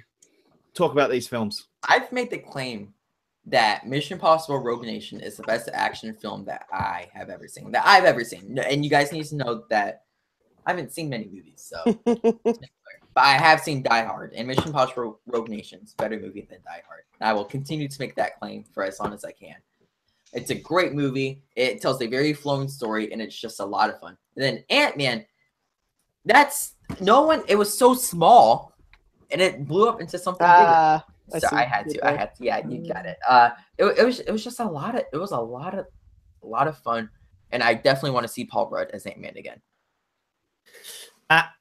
What are your thoughts? I loved Rogue Nation. I think it is the second best of the Mission Impossible series, but Ant-Man is my second favorite MCU movie. I think it is such a fun movie. I love the fact that it's not a straight superhero movie. It's a heist film. And the effects, I was so happy that the 2D screening got canceled in my theater and I had to see in 3D because it is one of the best 3D movies I've seen in a while. But then again, I don't see a lot of movies in 3D. But Hank Pym, one of the best Marvel characters. Can't wait for the sequel. Kristen, what do you got? I agree with Matt. I think it's either my second or my third favorite Mission Impossible movie. I think the Mission Impossible 3 is just how do you get better than Mission Impossible? It's so good. Philip Seymour Hoffman. Oh, it was so good. Okay, anyway, we're on Rogue Nation, which was a great action flick. It was fun. It had some cool things that they added to it. I thought the way that they did the characters was good. They're progressing the storyline. I'm still excited for the franchise, which is the entire goal. And then when we're talking about Ant-Man, I really, really enjoyed Ant-Man. I thought that they just did a great job with the humor in it. And I know Marvel's like kind of known for their comedy in these movies, but I really dug the humor in this movie. It was fun. It was a lot of fun. And at the end of the day, for a superhero movie, that's pretty much all I really want. I mean, I want it to be pretty true to the comic books, which it kind of was. And I want it to be something that I walk out and say, I had fun. So it did both of those to the best of its ability. All right. And Chris, what are your thoughts? Well, I agree with Kristen. Mission Impossible 3 with Philip Seymour Hoffman, freaking exquisite, like a great pizza. But Mission Impossible, what is this, Rogue Nation? This was awesome. This was fun. It felt like I hate to say it. It felt like what a James Bond movie should feel like, kind of, in this day and age. It's fun, it's energetic, and it's full of life. But then you got Ant-Man, and Ant-Man is hilarious. It is like one of the funniest, besides Deadpool. One of the funniest. It's a comedy essentially. It's very hilarious and it's humorous. I've seen it. I haven't seen it in a while, but I remember laughing a lot during that movie. And I remember I don't think Marvel has ever gotten, the MCU has ever gotten that funny and that hilarious since then. And I hope Ant-Man and the Wasp brings that back. All right. Mission Impossible: Rogue Nation is probably my favorite of the 5 franchise. And Ant-Man to me I enjoy Ant-Man more than Iron Man. I think Ant-Man was a lot more fun of a film, and I would watch Ant-Man over Iron Man anytime soon. But let's move on to August.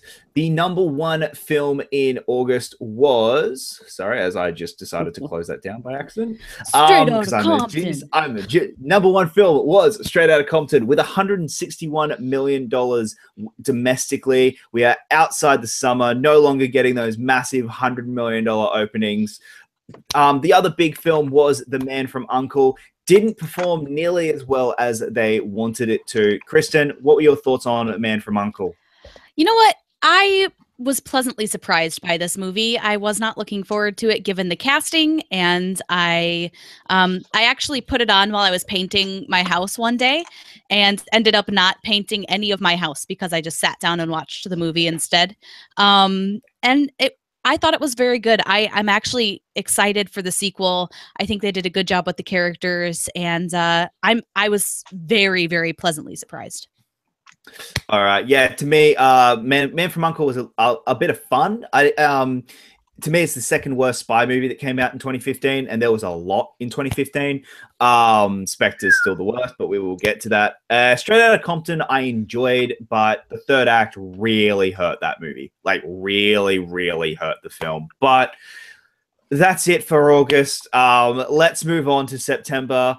The number one film in September was Hotel Transylvania 2. It had the highest opening weekend of $48 million for a September film of all time until, last weekend. And it made $169 million domestically. But we're not going to talk about those because there were two other films that came out in September that didn't make as much money, but were a lot better films. Kristen, you love this film. Let's start with Sicario. I thought for a second we were going to talk about The Green Inferno, which is just a big piece of shit. No, sorry. Anyway, so Sicario is a fantastic movie. It is tense and brutal and amazing. And it deals with like the gray areas of a really tense situation. The way that they shot, like, it's a violent movie. It's really brutally violent, but the way that they shot it and filmed it was almost beautiful. Emily Blunt and Benicio del Toro, they were so good in this movie. Denis Villeneuve, who is fast becoming one of my favorite directors, just did a fantastic job with this movie. The cinematography in this, I want to give a big shout out to, because a lot of this movie took place in just like a tunnel and like places that were very small. And Roger Deakins, who did the cinematography for this, amazing. I mean, just fantastic. He did such a great job all over this movie. Like, I just really enjoyed it. It was a great way to tell a story in a very difficult topic. And I loved it. I loved it so much. Evan, you saw Sicario. Sicario, oh my God. Denis Villeneuve, what a guy. This man knows how to direct movies. Emily Blunt proves that she is a legit actress, which is important, especially in this day and age, because people, for some reason, like to question her work, which really confuses me. And Benicio del Toro, right? Mm-hmm. It gives a performance of a lifetime. Scares the living crap out of me and what he can do. A very dangerous man. And yeah, also Hotel Transylvania 2. Cheeky movie. Okay, Chris Clark, you saw The Walk. What was your thoughts on The Walk? Okay, I saw The Walk and I saw Hotel Transylvania 2. I didn't see Sicario. I just didn't. But The Walk is really interesting. It's a biopic about this guy who was a daredevil who walked across from Tower 1 to Tower 2 of the World Trade Center. And they digitally made the World Trade Center. It was fantastic. Even better is the documentary on that guy. It's insane what he did. And it's insane he's not in prison for what he did. And it's a fascinating movie. I don't want to spoil it too much. And Hotel Transylvania 2, Evan says it's cheeky, which is actually a good thing. I think it's a big steaming pile of dog poop. It really was bad. They replaced CeeLo as the mummy with, I think, Kanye or something. I forget his name. But it was okay. It was a thing. It was a family film. I went to see it with my cousins. I never want to see it again. And I remember almost nothing about it. So yeah, there you go. All right, that was September. Let's move on to a big month. Normally a month that's considered one of the weaker months of the year, but October hit it in 2015. We had the #1 film at the box office was The Martian with $228 million domestically. Kristen, I'll start with you. What are your thoughts on The Martian? I didn't watch it. Oh, sorry. So you're telling Evan, me, what did you think of The Martian? you're telling me you don't know how to plant plants on Mars then? Yeah, you use your Got shit it. to fertilize it. Okay, never There was mind. a film theory Nah, on it. The Martian is arguably one of the best Matt Damon movies you're gonna see, other than Good Will Hunting. And it's a great movie just in general. I keep saying the word great. Donald Glover gives a small little performance that I really enjoy. It's fun, and I think it's one of those movies that it comes out and you realize it's smarter than you first think it is. At first, you're like, oh, it's a small little, it's a fun little blockbuster movie as well. But then you sit down and you realize this movie's actually really, really intelligent. I really like this movie, and that's what The Martian was for me. I really love this movie. Yeah. The other big movies that came out in October 2015 was also Bridge of Spies and Room. Matt, what did you think of Bridge of Spies? I really enjoyed Bridge of Spies. I know a lot of people, at least that I've talked to, were very so-so on the film.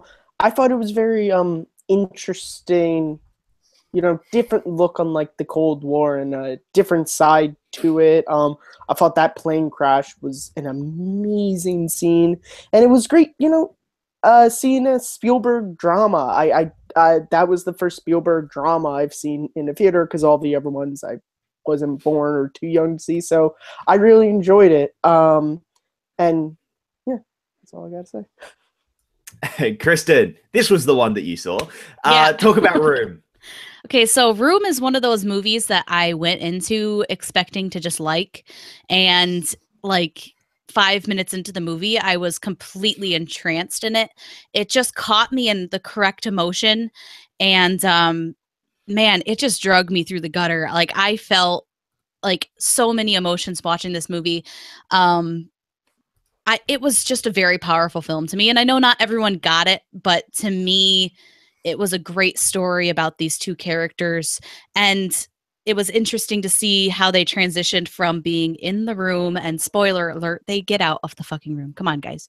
To outside of the room, and just how they dealt with that, because it's not like they instantly got their freedom. And I don't know, it's a movie that got to me in a way that I wasn't expecting. And for that, I definitely appreciated it. Fair enough. Yeah, The Martian is one of my favorite films of this year. I loved it so much. It was so entertaining, just so funny, and just a great time at the movies. Room broke my heart. She 100% deserved the Oscar that year, and Bridge of Spies did not deserve it over another actor. But we will get to that. All right, let's move on to the big month. This was huge month in terms of massive great films that came out in 2015. We had Brooklyn, Spectre, Spotlight, Creed, and the #1 film at the box office for that month, The Hunger Games: Mockingjay Part 2, making $281 million. It was right at the end of, all right, we're at this point where people are starting to get sick of YA novels, and they went out at the right time. But we have someone here who does have a very controversial opinion about Mockingjay. Chris, what are your thoughts on Hunger Games: Mockingjay Part 2? Well, look, I also do you want to say the other movies you said, or just that one? Yeah, sure. No, okay, cool. Talk about all of them. My big, Mockingjay Part 2 is look, I love Mockingjay, and I know it's an unpopular opinion to not like it. I love it, and I love the first one, and everyone would Philip Seymour Hoffman makes a movie great even when it's not, and it makes it a good movie and enjoyable for me, even though he's like a digital character at the end because of the sad passing. But look, Mockingjay was fantastic. It was fun. It was a great close. This is the last movie, right? Mockingjay Part 2 is the final one? Yes, the Yes. final one. Yes, it is. Yes, Thank it is. God. Just remembering. Yep. It's going to repeat themselves in the #2 one, but it's okay. It is what it is. It's a great franchise. They're making money. It's good for the industry. But Spectre, I have a huge controversial opinion about the Bond movies, and I think that every single Craig movie is a piece of shit, except for Skyfall, which I think is very enjoyable, but it's still a piece of shit because look, I am a traditionalist. These are not Bond films. These are Batman films with a Bond character in them. They feel that way. And I've said this before. They feel that way. And I'm going to take it to the moon. They wasted Blofeld. Hashtag Blofeld's cat. Yada, yada, yada. But no, Blofeld's cat. Not Blofeld's cat. Blofeld in this movie was really, really, really not well done. I'm really bad right now. Okay, look. Spectre is a piece of shit. What's the next thing you said? Bullshit. Spectre. Oh, Creed. I watched this with Evan and Matt. Creed is great. Creed is the sequel to Rocky that we wanted. Rocky 4 again is probably a piece of shit to people. I liked it. It's okay. It's good. But Creed was great. Creed was awesome.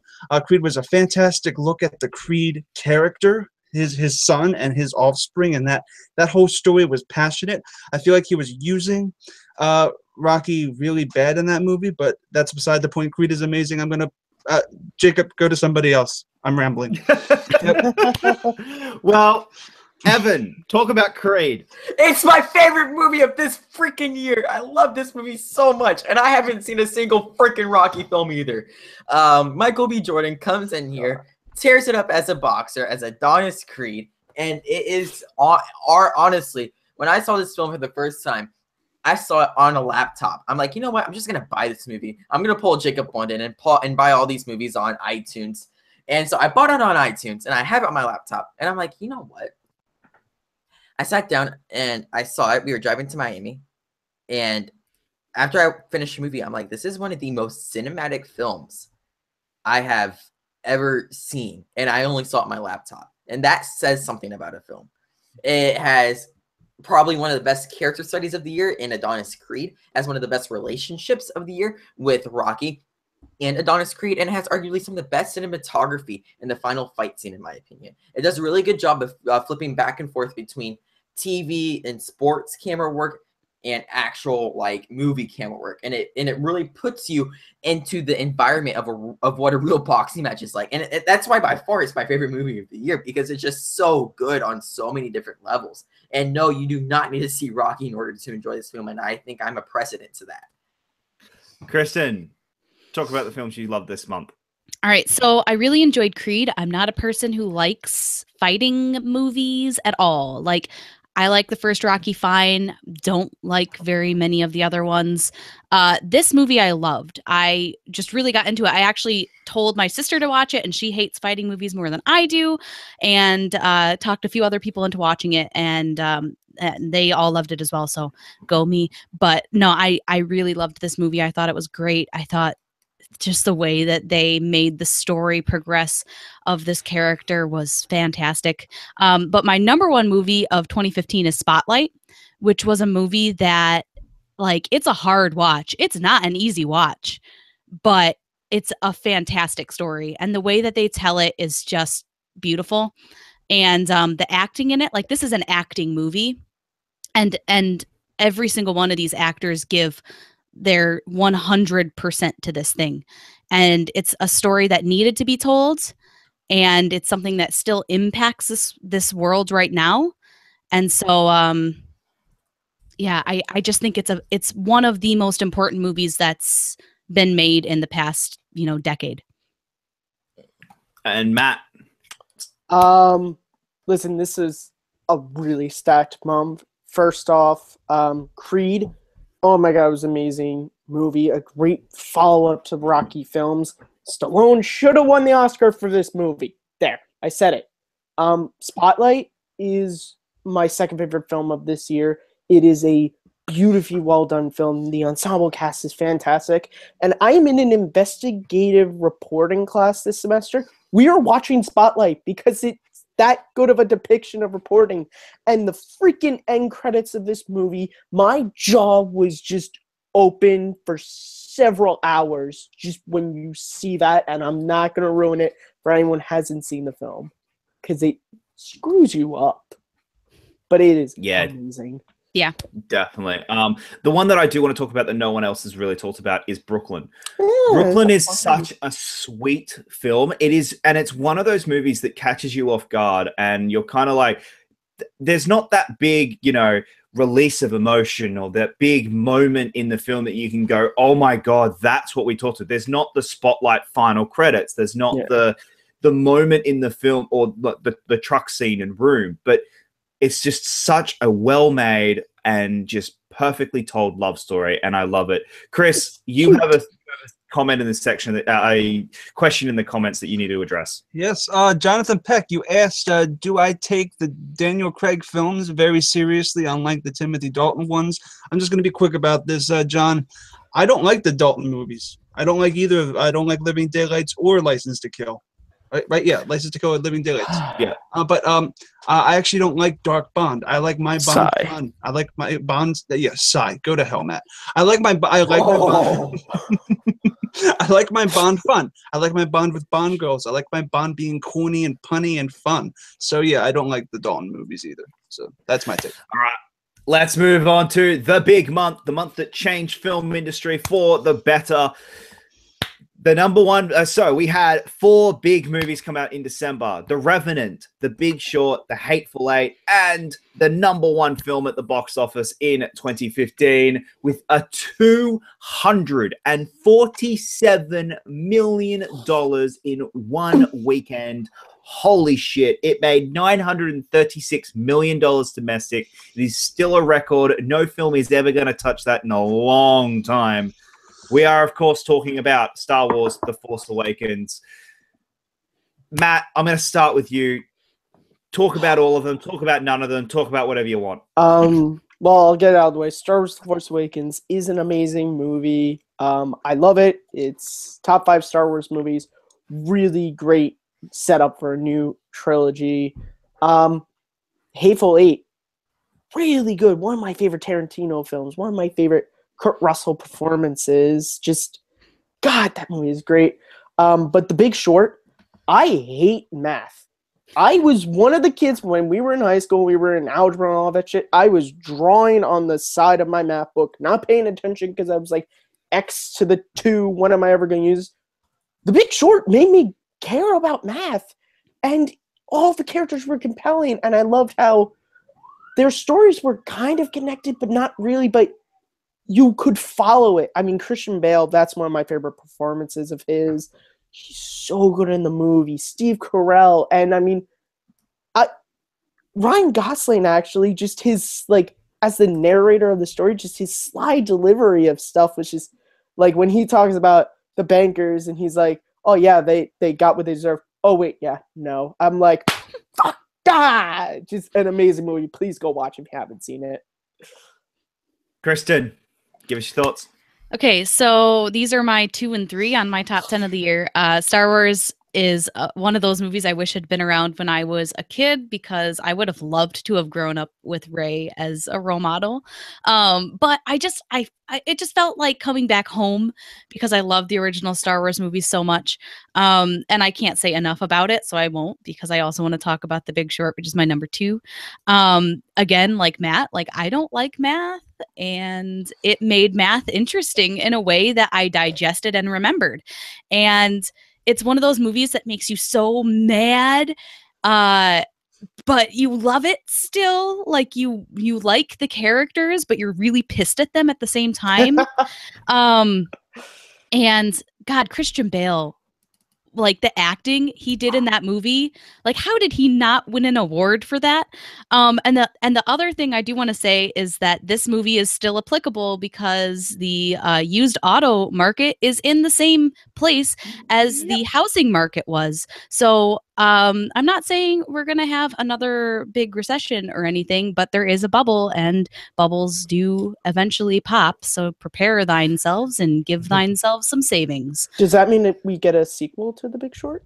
Oh God, I hope not. I mean, I hope this all figures itself out, but there are no regulations on the used auto car industry. I can go into that because I know the auto industry pretty well, but that's another podcast probably. Used cars, everyone. Used cars. Chris, let's go to you. All right. The Hateful Eight is a fantastic movie. You guys have said it. One of the best modern day Westerns. It's fantastic. If you haven't seen that movie, it's gorgeous and the acting is phenomenal. Then we got The Force Awakens. Now, guys, The Force Awakens, we just explained it earlier. I'm not going to beat a dead horse with a collar. But Force Awakens is, without a doubt, one of the most disappointing movies I've ever seen in the cinema, just because of how much it retreaded everything I've seen. The death of Han Solo, spoiler alert, was kind of predictable to me.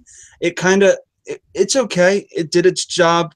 It reinvigorated the franchise. It did its job, but it didn't do its job for me. Wait, so Chris, I have to ask, what do you like, new things or old things? Because you're like, oh man, I don't like this, the old retreading stuff. And then you're like, I don't like the new Bond stuff. Pick one already. Well, Evan, stop calling me out. Because you're right. Look, I like nostalgia. I like things that I remember from my childhood and that can resonate with my nostalgia. Force Awakens doesn't resonate with the nostalgia. It retreads on the nostalgia and doesn't differentiate from the nostalgia. That's the difference. Okay. All right. Evan. All right, here's how it goes. Look, I really do enjoy The Force Awakens. I really do.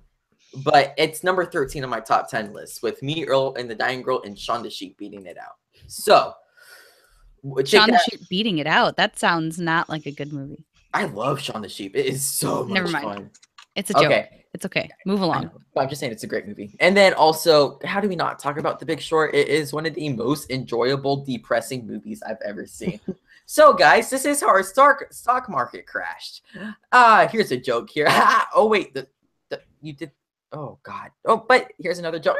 Yeah, it was a roller coaster of emotions, and I really loved The Big Short for what it was. Fair enough. All right, guys. Yeah.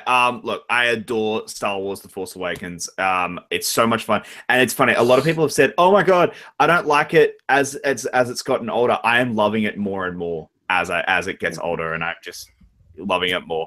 The Revenant's one of the most overrated movies of the year. I could not get into The Revenant at all.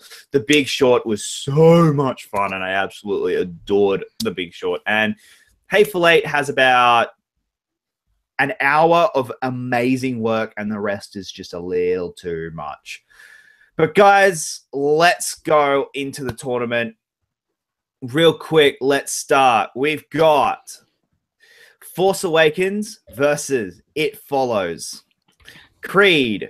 Sorry, let's just start with that. Force Awakens versus It Follows. Evan, we'll start with you. I don't think I can vote. Because he hasn't seen It Follows. It's okay. Vote for Force Awakens. As someone who has seen both. I vote seen out. All right. Force Awakens. So we got one Force Awakens. Kristen. It's Force Awakens. Matt. Best movie of the year, Force Awakens. What? Chris. Well, it's my favorite of the year. I just ripped it a new asshole. It Follows, and I've never seen it. Chris. Well, it's Force Awakens that wins, so... All right, let's move on to the next one. Let's move on to the next one. We have Creed versus Dope. I will go first. It is Creed. Chris. Oh, I mean, Dope sounds like it was amazing. I'm not going to use Evan's pun, but I'm going to go with Creed because Creed me, Seymour. I love Creed. Go for it. That was Matt, what do you got? Creed. Kristen, what do you got? Creed. Evan, I'm sorry.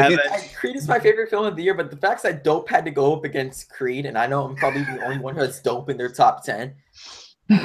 No, someone else did, but anyway. All right. Evan, Mad Max Fury Road versus Ant-Man. Ant-Man. That's not even a competition. It's Ant-Man. Come on. Kristen. Mad Max. And Matt. Ant-Man. Oh, and Chris.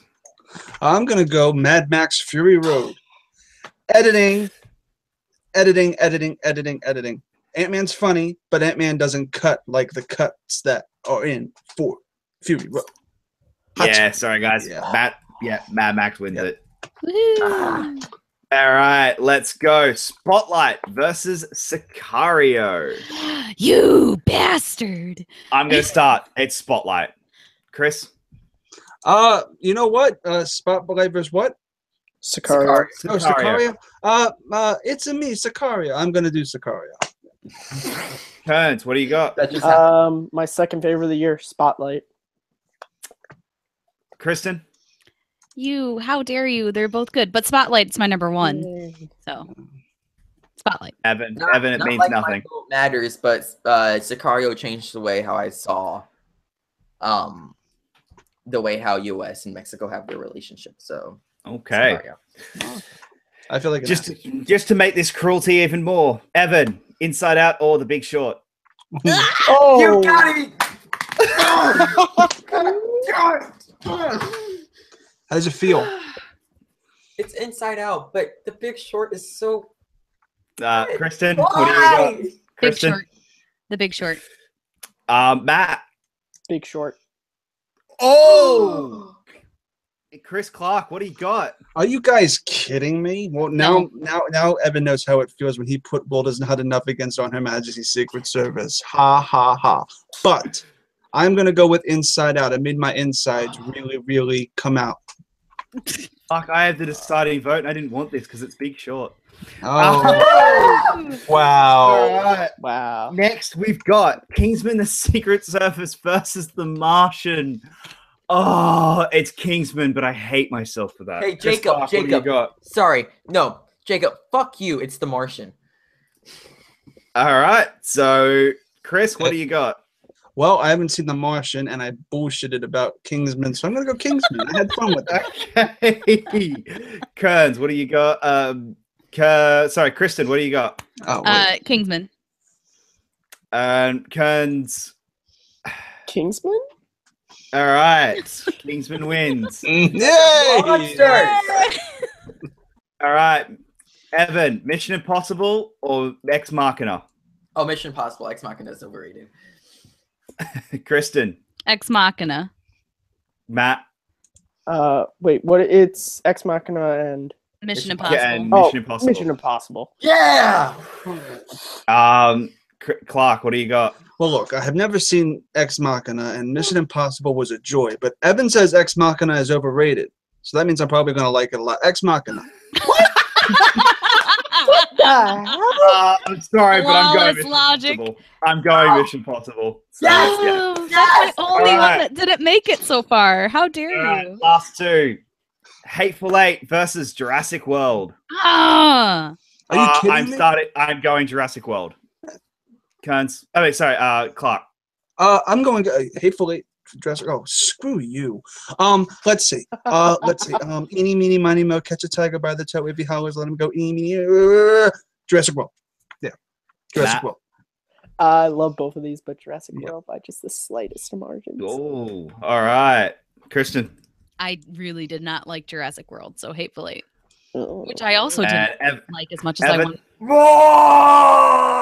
All right, we have our second round. Let's go. Star Wars versus Jurassic World. Evan. Okay. Kirsten. Star Wars. Matt. Star Wars. Chris. You could argue that Evan said Star Wars and Wookiee, but I'm gonna say Jurassic World by bar none. Come on, Jacob. Come on. Jacob. I know how much you love Jurassic World. I know how much you love Jurassic World. What are you gonna say, buddy? I know how much you love it. So 8 and 9 on my list are Jurassic World and Star Wars. And Jurassic World is 8. Yeah! Whoa! All right. Pick better movies. This is Rogue One all over again. My favorite gets knocked out. It's okay. This time, Matt, I'm These with, freaking tournaments. I'm with you. This time, Matt. Creed versus Mission Impossible. You gotta be kidding me! Evan. Good. No, sorry. I'm starting. It's Creed. Clark, who we got? Creed or Mission Impossible? Yep. Let's see. I liked Mission Impossible a lot, and if I don't vote for Creed, Evan will be miserable. Mission Impossible. Matt. I like the deep insight into Chris's brain. Creed. Matt, what do you got? I He said Creed. Oh, sorry. Way to listen. Kristen. Creed. Are you Evan. kidding me? It's Creed for sure, man. It's the best movie of the year. Oh Everything man, is that's gonna be backfiring. interesting. All right, Mad Max Fury Road versus Kingsman. Evan. It- What'd you say? oh, am I up? Yep. Yeah, you're up. Oh, it's Kingsman. Who doesn't like people getting their heads blown off? Kristen. This is my 4 and 5, you motherfuckers. Mad Max. Hey, I just had to do it. No, Mad Max. I just had to do it. That was Mad your Max. 8 and 9. All right. This is my 4 and 5. All of you. It's Mad Max. Don't make me turn this car around. Hands. Kingsman. Oh, Clark. Kingsman and Mad Max Fury Road, the one I bullshitted or the one that I love the editing for. I am totally going Mad Max Fury Road. Jacob, this is your favorite movie of the year. You know it is, and the reason is you have to pick Evan, Kingsman, can right? you please let him choose the correct answer instead of being the devil on his answer. shoulder, my brother? The correct knows I'm I right. hate, I He knows I'm hate right. this so much. This was Evan? my idea as well. No. It's Kingsman. Are you? It's Yeah! I'm blocking all of you. Every single one of you I am blocking. And everybody in the chat who voted for that We have side. 3 more in Oh, Jurassic World, Last which is the one. biggest piece of shit in the whole world. All right, last one. I hate you, Evan. with Spotlight every fiber versus of The my Big body. Short. You Wait. fuckers. oh. I'm going Spotlight. And Clark, what have you got? What the fuck? Look, Spotlight or The Big Short, I haven't seen any. But look, this lighting is great. It's looking like a spotlight on me. Like, I'm gonna go Spotlight. Good. What have you got? I can't believe it. I can't. Guys, what are you picking? I have to go, even though I love The Big Short, my second favorite of all time. Of all time. 20 Spotlight. Kristen, what have you got? Again, my 1 and my 2 aren't even in the top 2. You guys. Spotlight. Oh man, Evan, it doesn't matter. But what have you got? It has to be The Big Short because It's Spotlight. Apparently not. All right, semi-finals right here: Jurassic World versus Creed. I swear to God, if Jurassic World makes it past this round. Evan, what have you got? Come on, mate. It's a knockout punch. It's Creed. I think is anyone here voting Jurassic World? Hands up. No. Hey, we gotta go. I am. I am. Kristen, I know No! yours. Kearns, what's yours? No, that's good. I like good things going for you. You know, it's Creed. I just It's wanted to do a Creed. Stallone impression. Yeah, sorry, Chris. Yeah, I It's think Creed. it, yeah. Hands I hate down. all of you. Creed. I hate all of Creed you. gets this one. No contest. I hate all of you. Kingsman versus Spotlight.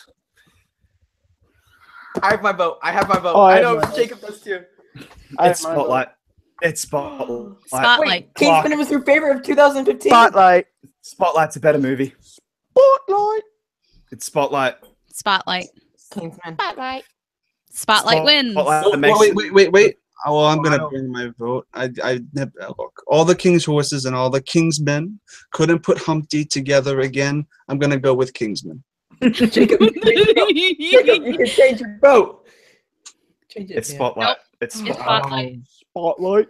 Spotlight. So our final Creed versus Spotlight. Hey, you God, no! Evan.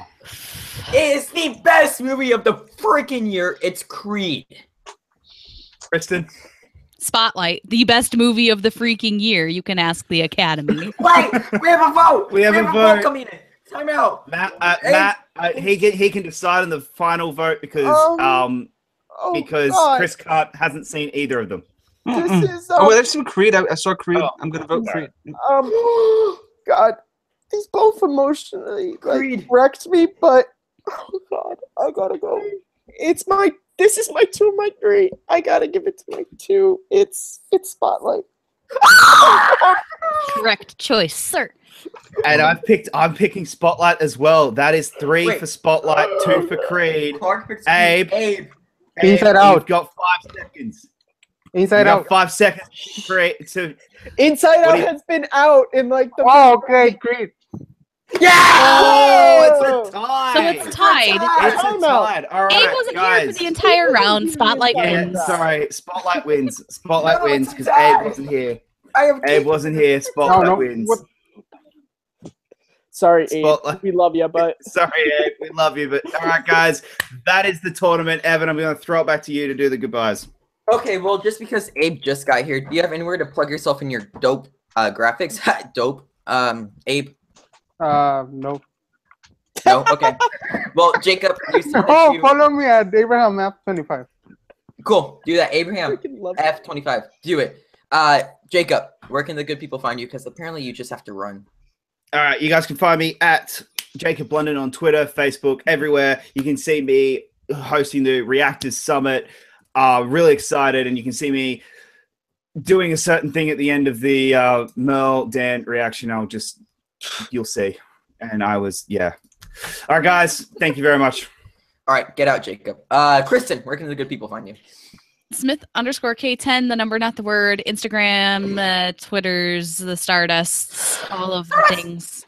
And fighting Evan on all of his movie choices for the rest of his life. Thank you. Matthew Kearns, you were laughing about that. Where can people... I always laugh at you, Evan. At Kearns_Matthew on Twitter, MattMovies611 on YouTube, and right here hosting the Movie Fan Show every other Wednesday and crying over the fact that I had to pick between children. Children? You have no children. Chris Clark, apparently you have... You don't know that? Oh, okay. Chris Clark, where can people find you? I have 2. You can find me on you can find me on Twitter at ChrisClark8788. Those numbers mean nothing. Or you can find me on YouTube at No Man's Land Entertainment. Bada bing, bada boom. All right. And then, last but not least, you guys can find myself. I'm really not that important. You guys can find me there at EvanDeGraff15 on the Twitter. And that's about it for tonight. I had a great time. Kristen, did you have a great time? My movie won, so yes, I had a great time. I'm sure Abe was having a great time as well. Matthew had a great time. Chris Clark had a great time. I didn't. And with that being said, take care.